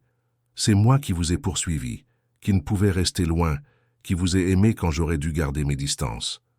Je n'ai pas exactement résisté, ai-je souligné, et il laissa échapper un léger rire contre mes cheveux. Nous avons fait l'amour à nouveau à l'aube, plus lentement cette fois, savourant chaque toucher, sachant qu'après aujourd'hui, tout changerait. Il y aurait de la peine et de la colère et des fractures familiales que nous pourrions ne jamais réparer. Marcus nous haïrait tous les deux, et il aurait tout à fait raison. Mais allongé là avec Damian, me sentant plus moi-même que je ne l'avais été depuis des années, je ne pouvais pas le regretter. Il ne s'agissait pas de faire du mal à Marcus. Nous l'aimions tous les deux. Cela rendait les choses pires. Il s'agissait d'être enfin honnête, de choisir la vie qui me faisait me sentir vivante plutôt que la vie qui avait du sens, d'apprendre que parfois le cœur veut ce qu'il veut, et se battre contre cela ne fait que blesser tout le monde davantage à la fin. Alors que nous nous habilions dans la lumière du petit matin, l'intimité de faire de telles choses domestiques ensemble n'étant perdue pour aucun de nous, il m'a tiré contre lui une fois de plus. Quoi qu'il arrive aujourd'hui, quoi que Marcus dise ou fasse, cela était réel, dit-il farouchement. Ce que nous avons est réel, ne laissez personne vous faire en douter. J'ai hoché la tête, me haussant sur la pointe des pieds pour l'embrasser doucement, versant tout ce que je ressentais dans ce baiser, amour et gratitude et peur et détermination. Nous avions 5 heures avant la fête de fiançailles, 5 heures pour briser le monde de Marcus et faire face aux conséquences d'avoir choisi l'amour plutôt que le devoir. La connexion plus profonde que nous avions forgée la nuit dernière m'a donné le courage d'y faire face, parce que certaines connexions valent n'importe quel chaos qu'elles apportent, et la nôtre valait tout. Nous avions convenu de le dire à Marcus ensemble avant la fête, d'affronter les conséquences en tant que front uni. Damian a appelé son frère, lui demandant de le rejoindre à l'appartement tôt, affirmant qu'il avait quelque chose d'important à discuter. Mes mains tremblaient, alors que je m'habillais avec des vêtements que j'avais empruntés à Damian, son odeur s'accrochant au tissu, un rappel de la nuit que nous avions partagée. Tout semblait surréaliste, comme si je me regardais de l'extérieur de mon corps, sur le point de faire exploser toute ma vie. Quand le message de Marcus est arrivé disant qu'il était en bas, mon estomac s'est effondré comme si j'avais raté une marche dans le noir. C'était ça. Plus de mensonges, plus de moments volés, juste une honnêteté brutale et les conséquences qui l'accompagnaient. Mais Marcus n'était pas seul. Sa mère est entrée derrière lui, parlant déjà des préparatifs de la fête, suivi par son père discutant d'affaires qui nécessitaient l'attention de Damian. Le moment n'aurait pas pu être pire, l'univers conspirant pour retarder la confession qui devait avoir lieu. Les yeux de Damian ont croisé les miens à travers la pièce, la frustration et l'excuse se faisant la guerre dans son expression. Nous étions piégés, les mots que nous devions dire enfermés derrière une conversation polie et l'obligation familiale. Marcus m'a tiré dans un baiser, désinvolte et affectueux, complètement inconscient de la tension crépitant à travers la pièce. J'ai senti la mâchoire de Damian se serrer de l'autre côté de la pièce, senti ma propre culpabilité se tordre plus profondément, senti le mensonge s'étendre jusqu'à ce qu'il remplisse chaque espace disponible. La fête de fiançailles était un cauchemar de champagne et de félicitations, 200 personnes célébrant un mariage qui n'allait jamais avoir lieu. J'ai souri jusqu'à ce que mon visage me fasse mal, accepté des câlins et des vœux de bonheur, jouer le rôle de la future mariée bienheureuse tout en mourant à l'intérieur. Damian maintenait une distance prudente, son expression fermée à double tour, me parlant seulement lorsque c'était inévitable, et alors avec une formalité douloureuse. Mais je sentais ses yeux sur moi constamment, suivant mes mouvements, sa tension visible dans la posture de ses épaules. Marcus rayonnait de bonheur, portant des toasts sur le fait d'avoir trouvé son âme sœur, sur sa chance, sur l'éternité. Chaque mot était un couteau qui se tordait plus profondément. À mi-chemin de la fête, je me suis échappé aux toilettes, ayant besoin d'espace pour respirer, pour réfléchir, pour me ressaisir.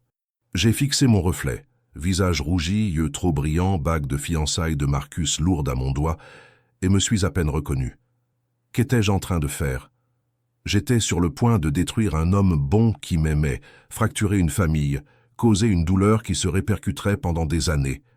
Pourquoi? Pour une passion qui pourrait s'éteindre en quelques mois, pour une connexion qui semblait réelle mais qui pourrait n'être qu'un fruit défendu rendu plus doux par le tabou. Le doute s'est écrasé sur moi, noyant la certitude que j'avais ressentie dans les bras de Damian quelques heures auparavant. Quand je suis revenu à la fête, j'ai trouvé la sœur de Marcus, Emma, me regardant avec des yeux vifs et connaisseurs.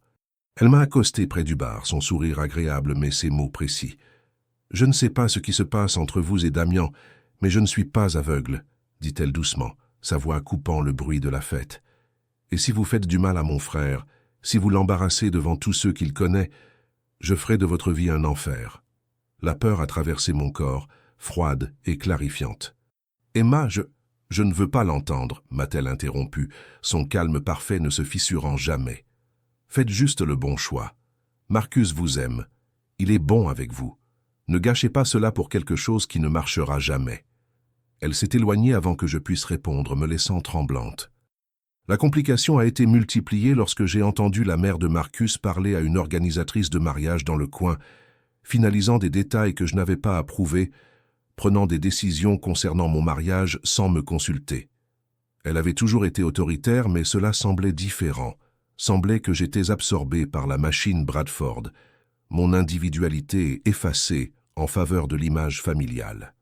Quand j'ai essayé d'intervenir, de mentionner que j'avais des idées différentes, elle m'a tapoté la main avec dédain. Croyez-moi, chérie, j'ai planifié des douzaines de mariages mondains. Vous me remercierez plus tard. La micro-sagesse a traversé ma confusion. L'amour est rarement commode, et le vrai ne l'est jamais. Mais debout là, je ne savais pas quel amour était réel, le sûr que j'avais choisi ou le dangereux que je voulais. Tard dans la soirée, Damian m'a finalement accosté dans la bibliothèque vide, la fête continuant sans nous en bas. « Nous devons lui dire ce soir, » dit-il, la voix urgente, les mains serrant mes épaules. « C'est de la torture. Chaque minute qui passe rend les choses pires. » Mais j'avais réfléchi, le doute tournoyant comme des requins. « Peut-être que nous ne devrions pas, » dis-je, les mots sortant petits et incertains. Son visage est devenu vide, puis s'est durci. « Quoi ? Peut-être que c'était une erreur, » continuai-je, même si mon cœur criait de protestation. Peut-être que nous nous sommes laissés prendre par l'aspect interdit, mais en réalité Marcus est le bon choix. Il est bon et stable, et sûr, termina Damian, laissant tomber ses mains, reculant comme si je l'avais frappé. Juste, sûr, parce que c'est ce qui compte. La blessure dans ses yeux me dévasta, mais la peur était plus forte. « Je suis désolé, » murmurai-je, et sortis avant qu'il ne puisse me voir pleurer. Le point de crise était atteint, et j'avais fait mon choix. Le mauvais. La veille de la fête de fiançailles, Marcus est parti pour Bruxelles pour une affaire urgente. Une affaire qui tournait mal, nécessitant sa présence immédiate. Il devait partir pour la nuit, revenant le matin de la fête. Après son départ, mon appartement m'a semblé trop silencieux, trop vide, mes pensées tourbillonnant dans la panique de ce qui allait suivre. Mon téléphone a vibré. « Laissez-moi vous emmener dîner. Quelque part où nous pouvons réellement parler. » Damian. J'aurais dû dire non. Aurais dû utiliser ce temps pour réfléchir, planifier, trouver comment me sortir de cette situation impossible. Au lieu de cela, j'ai répondu par un seul mot. Oui. Parce que j'en avais fini de prétendre que j'avais la force de m'en aller. Il est venu me chercher dans sa voiture personnelle, pas le véhicule avec chauffeur que les Bradfords utilisaient typiquement, juste lui en jean et un pull sombre qui rendait ses yeux presque noirs. Il avait l'air plus jeune comme ça, moins le milliardaire intimidant, et plus juste un homme qui faisait s'emballer mon cœur. « Où allons-nous » ai-je demandé alors qu'il naviguait dans le trafic parisien. Quelque part où personne ne nous connaît, répondit-il, jetant un coup d'œil avec un léger sourire. Quelque part où nous pouvons simplement être nous-mêmes pendant quelques heures. Nous avons fini dans un petit restaurant italien à Montmartre, le genre d'endroit avec des nappes à carreaux et des bougies dans des bouteilles de vin complètement sans prétention. Il avait réservé une banquette dans le fond, sombre et privée. Nous avons parlé à travers les plats, la conversation coulant facilement sans le poids de la famille qui nous regardait, sans le besoin d'exécuter nos rôles désignés. Il m'a parlé de l'architecture qu'il esquissait encore en privé, m'a montré des photos sur son téléphone de bâtiment qu'il avait conçu mais jamais construit. Je lui ai parlé du roman que j'avais abandonné, l'histoire d'une femme essayant de se trouver dans un monde qui n'arrêtait pas de lui dire qui elle devait être. « Vous devriez le finir, dit-il, traçant des cercles sur ma paume sous la table, le contact envoyant de la chaleur tourbillonner à travers moi. La vie est trop courte pour abandonner ses rêves. Même les rêves impossibles, ai-je demandé, et nous savions tous deux que je ne parlais plus d'écriture. Surtout les impossibles, dit-il, levant ma main à ses lèvres, pressant un baiser sur mes jointures, tout en maintenant mon regard. Le restaurant s'est estompé, les autres convives devenant un bruit de fond, le monde se rétrécissant à seulement nous, et cette banquette et la lumière vacillante de la bougie entre nous. Sophia, demain va être difficile. Nous allons devoir nous tenir dans cette pièce et jouer nos rôles. Mais ce soir, il fit une pause, la mâchoire travaillant, la vulnérabilité nue dans son expression. Ce soir, je veux être honnête. Je suis amoureux de vous. Complètement. Irrévocablement. D'une manière qui a probablement détruit toute chance que j'avais d'avoir une vie normale. Et j'avais besoin que vous le sachiez, quoi qu'il arrive ensuite. La confession planait entre nous, courageuse et terrifiante, tout ce que j'avais ressenti, mais que j'avais été trop peur d'exprimer. Des larmes brûlaient derrière mes yeux, l'émotion gonflant trop pour être contenue. « Je vous aime aussi », ai-je murmuré, les mots sortant rugueux et vrais. J'ai essayé de ne pas le faire. Essayé de me convaincre que ce n'était que de la chimie ou de la rébellion ou la peur de m'engager. Mais ce n'est pas ça. C'est de l'amour. Vous êtes la première personne à laquelle je pense le matin. Vous me faites me sentir vivante d'une manière dont j'ignorais être morte. Et je ne sais pas comment choisir entre briser le cœur de votre frère et briser le mien. Il sortit de la banquette en quelques secondes, glissant à côté de moi, me tirant dans ses bras. J'ai enfoui mon visage dans son cou, l'inhalant, laissant les larmes couler finalement. « Viens chez moi », dit-il à nouveau. La même invitation d'il y a des semaines, mais différente maintenant, lestée de tout ce que nous venions d'avouer. Laissez-moi avoir une nuit avec vous, une nuit honnête avant que la réalité ne revienne. J'ai reculé pour le regarder, voyant mon propre désespoir se refléter dans ses yeux sombres. Chaque pensée rationnelle criait que c'était une erreur, que coucher avec lui rendrait tout infiniment plus compliqué. Mais mon cœur traître et honnête, savait que c'était inévitable, que j'avais déjà fait le choix quand j'avais dit oui au dîner. La micro-sagesse chuchota à travers ma résolution. La véritable intimité, c'est quand les corps et les âmes parlent le même langage.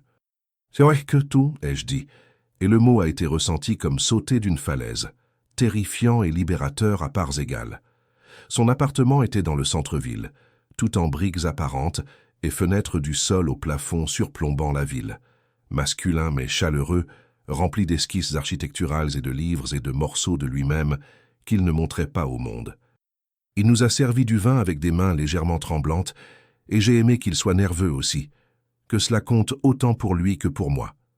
Nous nous sommes tenus à la fenêtre, regardant les lumières de la ville se brouiller en constellations, aucun de nous ne parlant sachant tous les deux ce qui était sur le point d'arriver. Quand il s'est finalement tourné vers moi, encadrant mon visage avec ses deux mains, son baiser fut doux, sucré, respectueux. « Êtes-vous sûr ?» murmura-t-il contre mes lèvres. En réponse, j'ai pris sa main et l'ai conduit vers la chambre. Je n'avais jamais été aussi sûr de quoi que ce soit dans ma vie. La chambre était faiblement éclairée, juste la lueur de la ville filtrant à travers les rideaux transparents, projetant tout dans l'argent et l'ombre. Il m'embrassa lentement, profondément, comme si nous avions tout le temps du monde et qu'il avait l'intention d'utiliser chaque seconde. Ses mains se portèrent vers la fermeture éclair de ma robe, avec une question dans chaque mouvement, me donnant l'espace de changer d'avis. J'ai couvert ses mains des miennes, l'aidant à baisser la fermeture éclair, laissant le tissu s'amasser à mes pieds. Son souffle se coupa audiblement, ses yeux s'assombrissant alors qu'il me parcourait avec un désir si brut que je me suis sentie belle, puissante, complètement vue. « Vous êtes bouleversante », murmura-t-il, la voix rauque, les mains glissant sur mes côtés avec une douceur douloureuse, comme si j'étais quelque chose de précieux qu'il pourrait briser. J'ai saisi son pull, le tirant par-dessus sa tête, révélant le corps que je n'avais fait qu'entrevoir en des moments volés. Mes mains ont exploré les surfaces de sa poitrine, les crêtes de muscles, le tonnerre régulier des battements de son cœur sous ma paume, correspondant au rythme effréné du mien. Il frissonna sous mon contact malgré la chaleur de la pièce, et j'ai réalisé qu'il était aussi affecté que moi, tout aussi défait. Nous tremblions tous les deux alors que nous nous dirigions vers le lit. Ce qui s'est passé ensuite n'était rien de ce à quoi je m'étais attendu et tout ce que je n'avais jamais su dont j'avais besoin. Il m'a vénéré avec ses mains et sa bouche, apprenant chaque courbe et creux, découvrant ce qui me faisait halter et arquer et gémir son nom.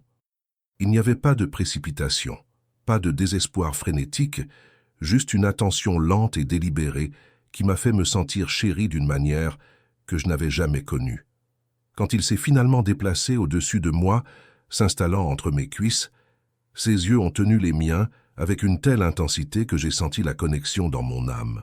« Je vous aime », dit-il à nouveau, et puis nous bougions ensemble, trouvant notre rythme, deux personnes ne faisant qu'un de la manière la plus ancienne et la plus honnête possible.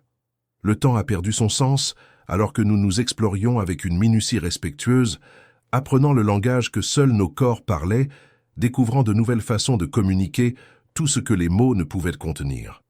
Le monde extérieur a cessé d'exister. Pas de Marcus, pas de culpabilité, pas de choix impossibles. Juste ce lit, cet homme, cet instant parfait d'honnêteté. Quand j'ai finalement éclaté dans ses bras, criant son nom, il a suivi quelques instants plus tard. Mon nom, une prière sur ses lèvres.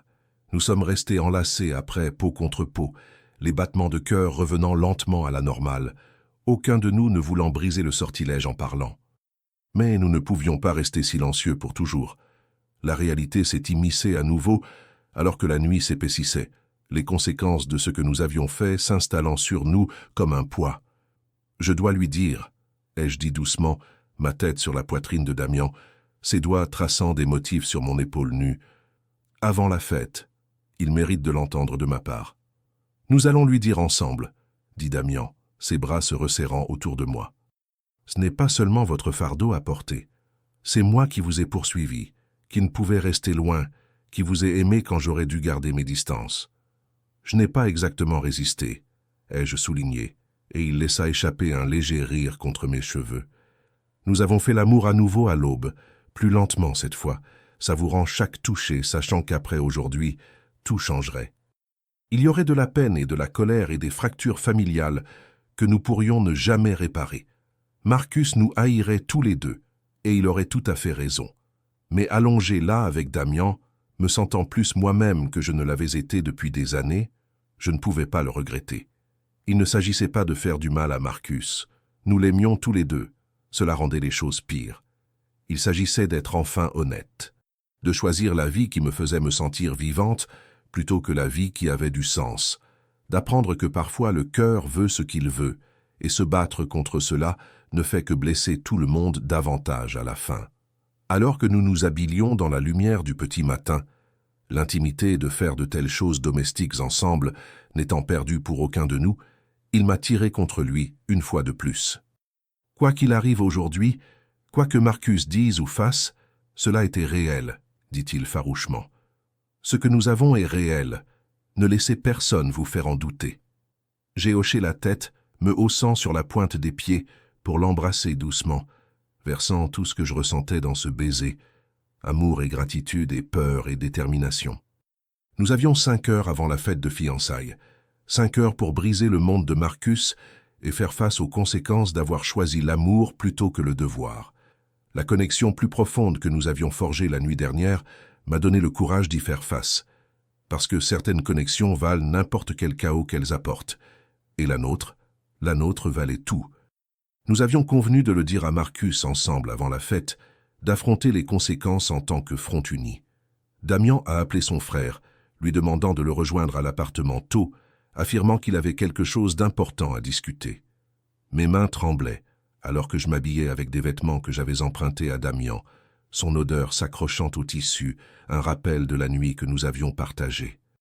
Tout semblait surréaliste, comme si je me regardais de l'extérieur de mon corps, sur le point de faire exploser toute ma vie. Quand le message de Marcus est arrivé disant qu'il était en bas, mon estomac s'est effondré comme si j'avais raté une marche dans le noir. C'était ça.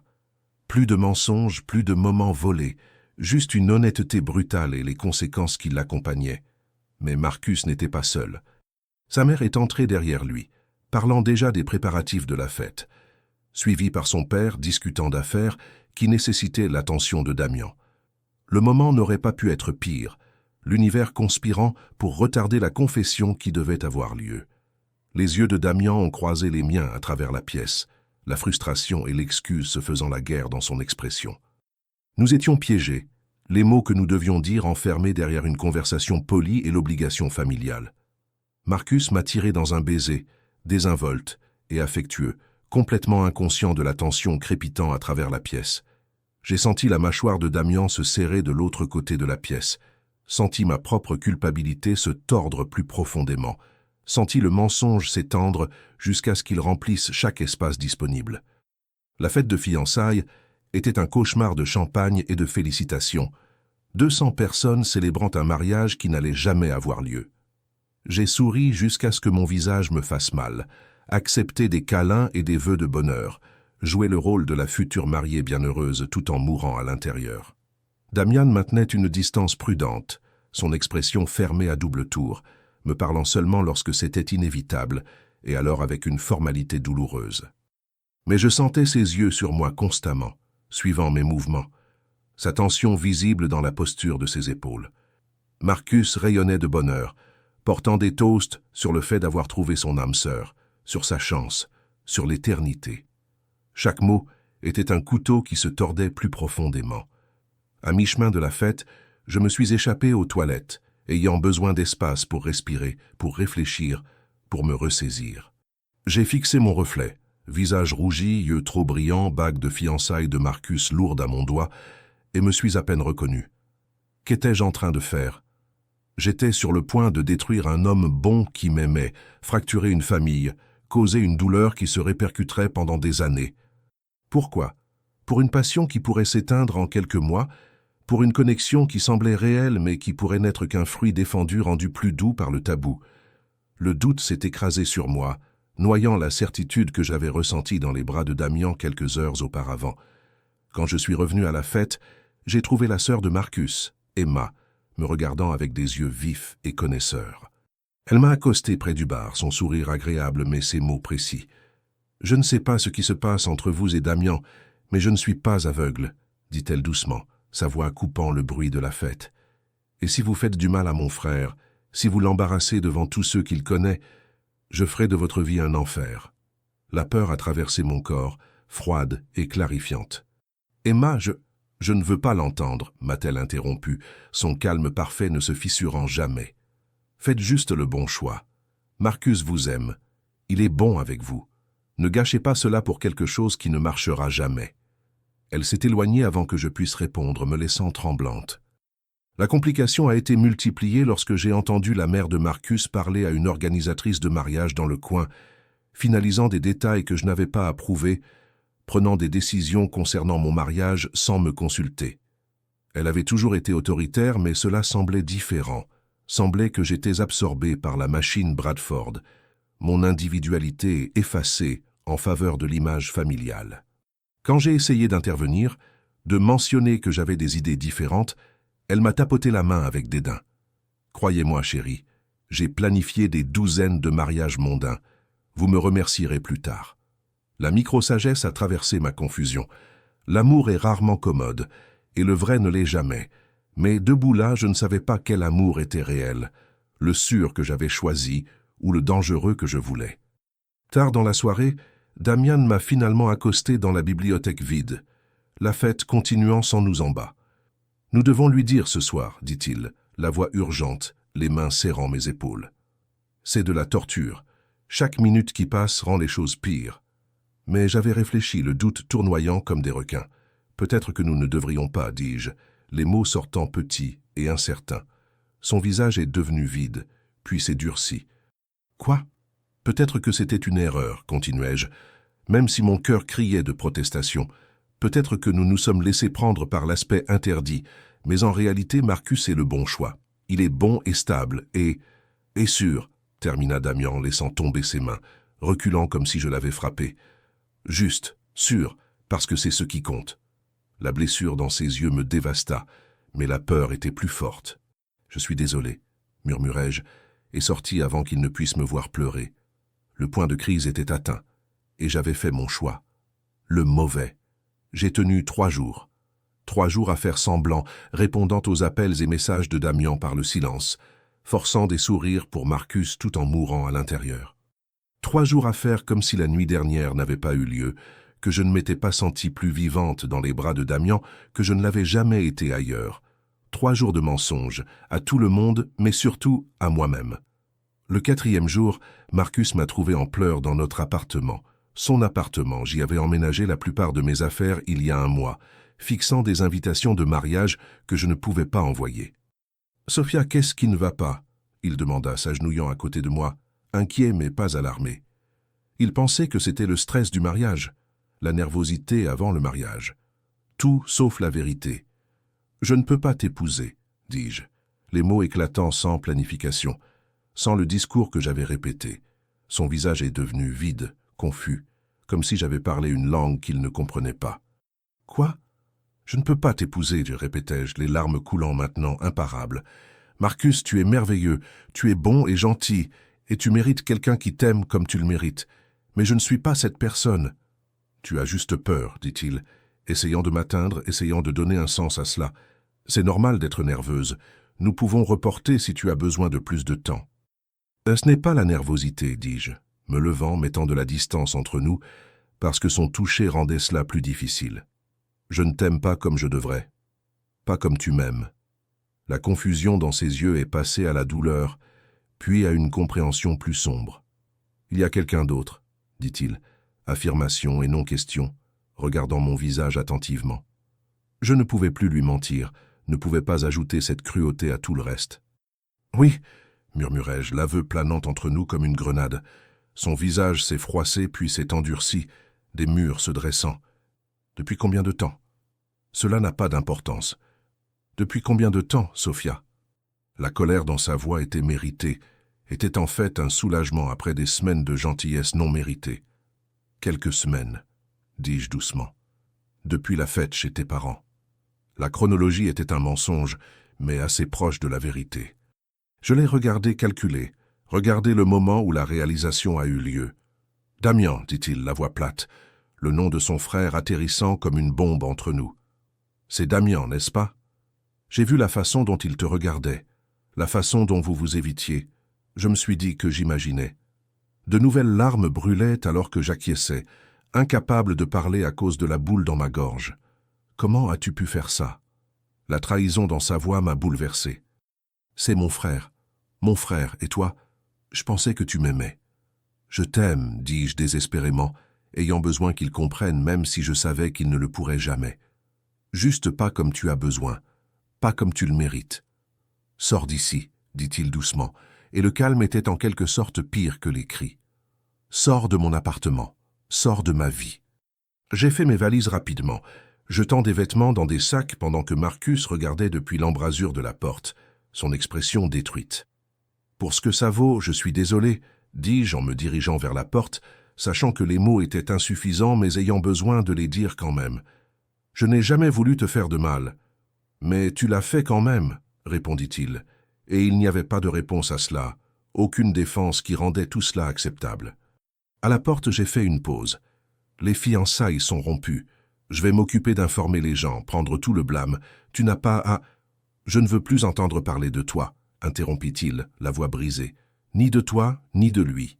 Vous êtes mort pour moi. Et puis la porte s'est fermée et je me tenais dans le couloir, toute ma vie dans 3 sacs, sans abri et le cœur brisé et libre. J'ai appelé Damian depuis un café, les mains tremblantes alors que j'expliquais ce qui s'était passé. Il était là en 15 minutes, me serrant dans ses bras pendant que je sanglotais contre sa poitrine. « Je te tiens », murmura-t-il dans mes cheveux, me tenant fermement. « Je te tiens et nous allons nous en sortir. »« Il nous hait, » dis-je inutilement, énonçant l'évidence. « Il devrait nous haïr. Ce que nous avons fait est impardonnable. »« Qu'allait-ce peut-être » convint Damian, inclinant mon visage vers le haut pour rencontrer ses yeux. « Mais c'était aussi honnête. Tu ne pouvais pas l'épouser tout en ressentant ce que tu ressens. Cela aurait été plus cruel. » La micro-sagesse s'est installée dans la vérité. Parfois la chose la plus courageuse est de se laisser ressentir, même lorsque ces sentiments détruisent tout ce que tu pensais vouloir. Nous nous sommes assis dans ce café pendant des heures, parlant de tout, les conséquences, les retombées, ce qui allait suivre. Sa famille prendrait parti, probablement du côté de Marcus, et à juste titre.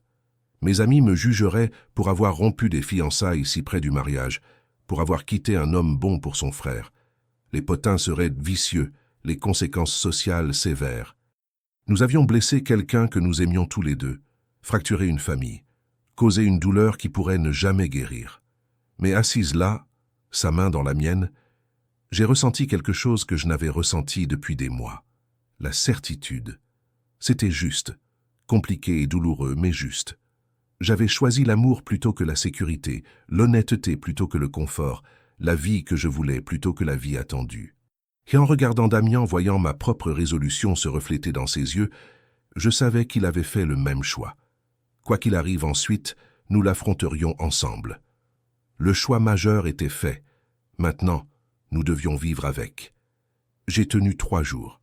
3 jours à faire semblant, répondant aux appels et messages de Damian par le silence, forçant des sourires pour Marcus, tout en mourant à l'intérieur. 3 jours à faire comme si la nuit dernière n'avait pas eu lieu, que je ne m'étais pas sentie plus vivante dans les bras de Damian que je ne l'avais jamais été ailleurs. 3 jours de mensonges, à tout le monde, mais surtout à moi-même.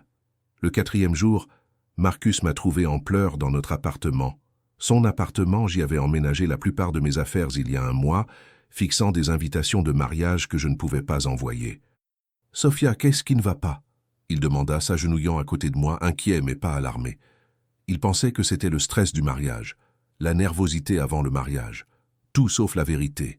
« Je ne peux pas t'épouser, dis-je, les mots éclatants, sans planification, sans le discours que j'avais répété. Son visage est devenu vide, confus, comme si j'avais parlé une langue qu'il ne comprenait pas. « Quoi ? Je ne peux pas t'épouser, répétai-je, les larmes coulant maintenant, imparables. Marcus, tu es merveilleux, tu es bon et gentil et tu mérites quelqu'un qui t'aime comme tu le mérites, mais je ne suis pas cette personne.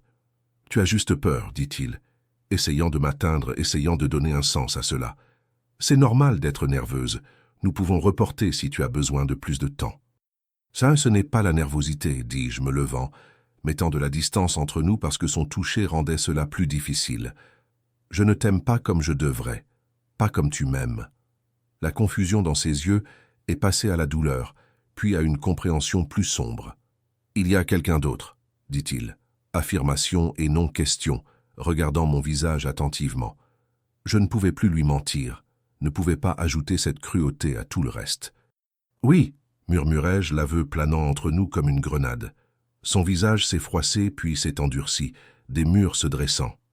Depuis combien de temps? Cela n'a pas d'importance. Depuis combien de temps, Sophia? La colère dans sa voix était méritée, était en fait un soulagement après des semaines de gentillesse non méritée. Quelques semaines, dis-je doucement, depuis la fête chez tes parents. La chronologie était un mensonge, mais assez proche de la vérité. Je l'ai regardé calculer, regardé le moment où la réalisation a eu lieu.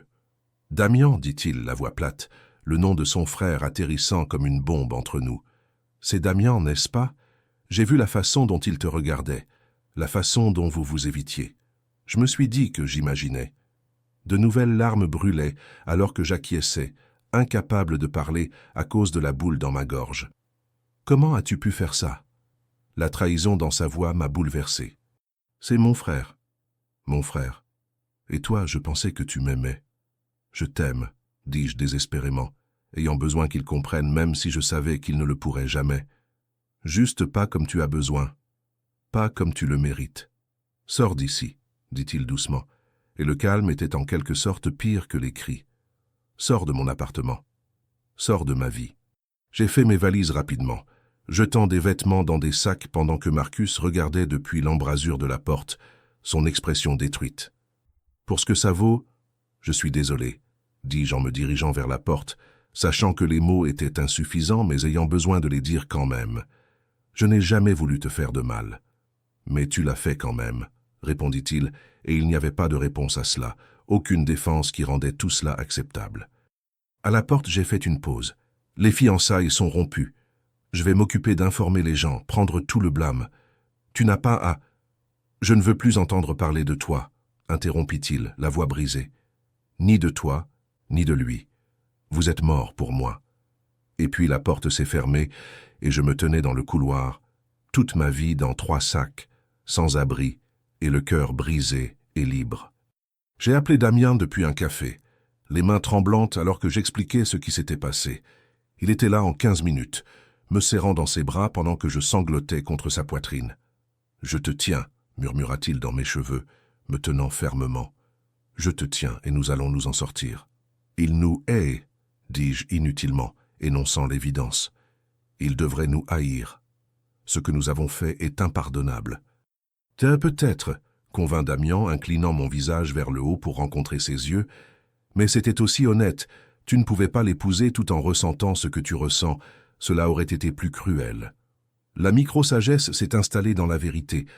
Parfois, la chose la plus courageuse est de se laisser ressentir, même lorsque ces sentiments détruisent tout ce que tu pensais vouloir. Nous nous sommes assis dans ce café pendant des heures, parlant de tout. Les conséquences, les retombées, ce qui allait suivre. Sa famille prendrait parti, probablement du côté de Marcus, et à juste titre.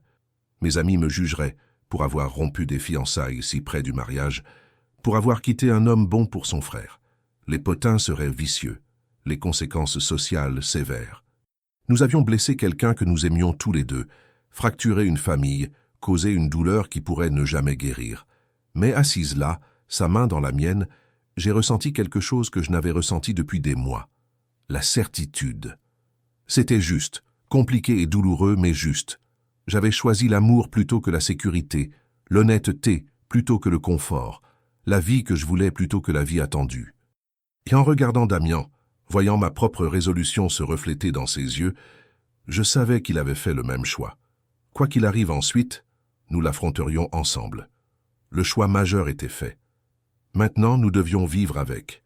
6 mois plus tard, je suis assise dans l'appartement de Damien, notre appartement maintenant, le regardant dessiner à la table à dessin qu'il a installée dans le coin, la lumière du matin le peignant en or. Les retombées ont été exactement aussi brutales que nous l'avions anticipé. Marcus n'a parlé à aucun de nous deux, sa douleur se transformant en un silence glacial qui pourrait être permanent. La famille Bradford s'est divisée, certains prenant le parti de Marcus, d'autres maintenant une neutralité prudente, seule Emma me contactant finalement avec un respect réticent pour mon honnêteté. J'ai perdu des amis, j'ai subi des mois de potin, regardé mon cercle social se contracter à ceux qui croyaient qu'il fallait choisir la dure vérité plutôt que les mensonges confortables. C'était douloureux, c'était nécessaire, et je ne le regrette pas. J'ai terminé mon roman, pas celui sur la femme qui se trouve, cela semblait trop proche, trop brut, mais une histoire différente, meilleure grâce à la distance que j'avais gagnée. Damien l'a lu en premier, offrant un retour honnête mais encourageant, croyant en moi d'une manière où j'avais cessé de croire en moi. Je l'ai envoyé à des agents le mois dernier. Je n'ai pas encore eu de réponse, je pourrais ne jamais en avoir, mais le fait est que je l'ai terminé. J'ai choisi le rêve plutôt que le pratique. Les soumissions littéraires peuvent ne mener nulle part, mais au moins j'essaie, honorant enfin la personne que j'avais enterrée sous les attentes. Damien a également quitté l'entreprise familiale, choquant tout le monde, démarrant son propre cabinet d'architecture qui est petit, mais en croissance. Nous construisons tous deux des vies que nous voulons réellement vivre. La connexion physique entre nous ne s'est pas estompée. Au contraire, elle s'est intensifiée, approfondie par l'intimité émotionnelle et la liberté de toucher sans culpabilité. Il m'atteint constamment. Des touches occasionnelles qui envoient toujours de l'électricité circuler à travers mon système. Des baisers qui deviennent avides sans prévenir. des nuits où nous nous explorons avec la même révérence que cette première fois. Nous nous sommes appris l'un l'autre complètement maintenant, savons exactement comment défaire l'autre, ou toucher pour couper le souffle, quels mots murmurés dans l'obscurité font monter le désir. Mais ce sont les moments calmes que je chéris le plus, le café du matin pendant qu'il dessine, la lecture dans un silence confortable, le partenariat facile d'une vie partagée. Nous parlons de Marcus parfois, la blessure qui ne guérit jamais tout à fait, la culpabilité qui persiste malgré le temps. Damian la porte plus lourdement que moi, la trahison de la fraternité pesant sur lui. Nous avons tous deux essayé de le contacter. Lettres, courriels, tentatives de conversation. Mais il a clairement établi ses limites. Peut-être qu'un jour il nous pardonnera. Peut-être que non. Peut-être que le prix de notre bonheur est l'éloignement permanent de quelqu'un que nous aimions tous les deux. C'est un prix lourd. Mais debout dans la vie que nous avons construite, je ne peux pas souhaiter que ce soit différent. Choisir Marcus aurait été choisir une mort lente. L'étouffement confortable de faire semblant d'être quelqu'un que je n'étais pas. J'aurais fini par lui en vouloir, et cela aurait été pire. J'ai appris des choses sur moi que je n'ai jamais sues, découvert des parties de ma personnalité que j'avais supprimées pendant des années. Je suis plus courageuse que je ne le pensais, plus créative, plus disposée à prendre des risques. Damian fait ressortir ces choses sans essayer, crée de l'espace pour que je sois pleinement moi-même, sans performance ni faux semblant. Il s'est adouci aussi, les bords durs usés par la vulnérabilité, par le fait d'avoir quelqu'un qui voit au-delà de l'extérieur contrôlé l'homme en dessous. Nous nous mettons au défi, nous nous poussons l'un l'autre vers des rêves que nous avions abandonnés, refusons de laisser l'autre se contenter de moins qu'extraordinaire. Ce n'est pas toujours facile. Nous nous disputons parfois, nous nous heurtons aux arêtes vives de l'autre, mais c'est réel d'une manière que je n'ai jamais connue. La semaine dernière, Emma nous a invités à dîner, le premier événement familial auquel nous avons assisté ensemble. C'était maladroit, prudent, tout le monde tournant autour de l'absence de Marcus comme une dent manquante que vous ne pouvez pas vous empêcher de toucher avec la langue. Mais c'était un début, un pont provisoire vers la réconciliation, la reconnaissance que l'amour même désordonné, compliqué et douloureux, mérite d'être reconnu. Emma m'a prise à part après, m'a dit qu'elle respectait le courage qu'il avait fallu pour choisir honnêtement, même si le choix était douloureux. Marcus finira par revenir, dit-elle, bien qu'aucune de nous n'y croyait vraiment, ou il ne le fera pas. Mais vous ne pouvez pas vivre votre vie pour son pardon. La micro-sagesse résonna. La vraie passion vous enseigne qui vous êtes vraiment. Et j'avais appris que j'étais quelqu'un qui choisissait la vérité plutôt que le confort, l'amour plutôt que la sécurité, le bon difficile plutôt que le mauvais facile. Alors voici ce que je sais maintenant, ce que ce voyage m'a appris sur l'amour interdit et suivre son cœur. Parfois la chose qui semble fausse est le seul choix honnête. Parfois vous rencontrez quelqu'un et il vous ouvre, vous montre des parties de vous-même que vous aviez enterrées, vous rend assez courageux pour vouloir plus que la sécurité. Parfois l'amour ne suit pas les règles, ne se soucie pas du moment, ou de la bienséance, ou de qui est blessé. Et parfois, pas toujours, mais parfois, la chose la plus courageuse que vous puissiez faire est d'admettre ce que vous voulez et de l'atteindre, quitte à en subir les conséquences. Je ne peux pas vous dire que l'histoire a une fin parfaite. Marcus est toujours blessé, les relations familiales sont toujours fracturées, et les conséquences sociales se répercutent toujours dans nos vies.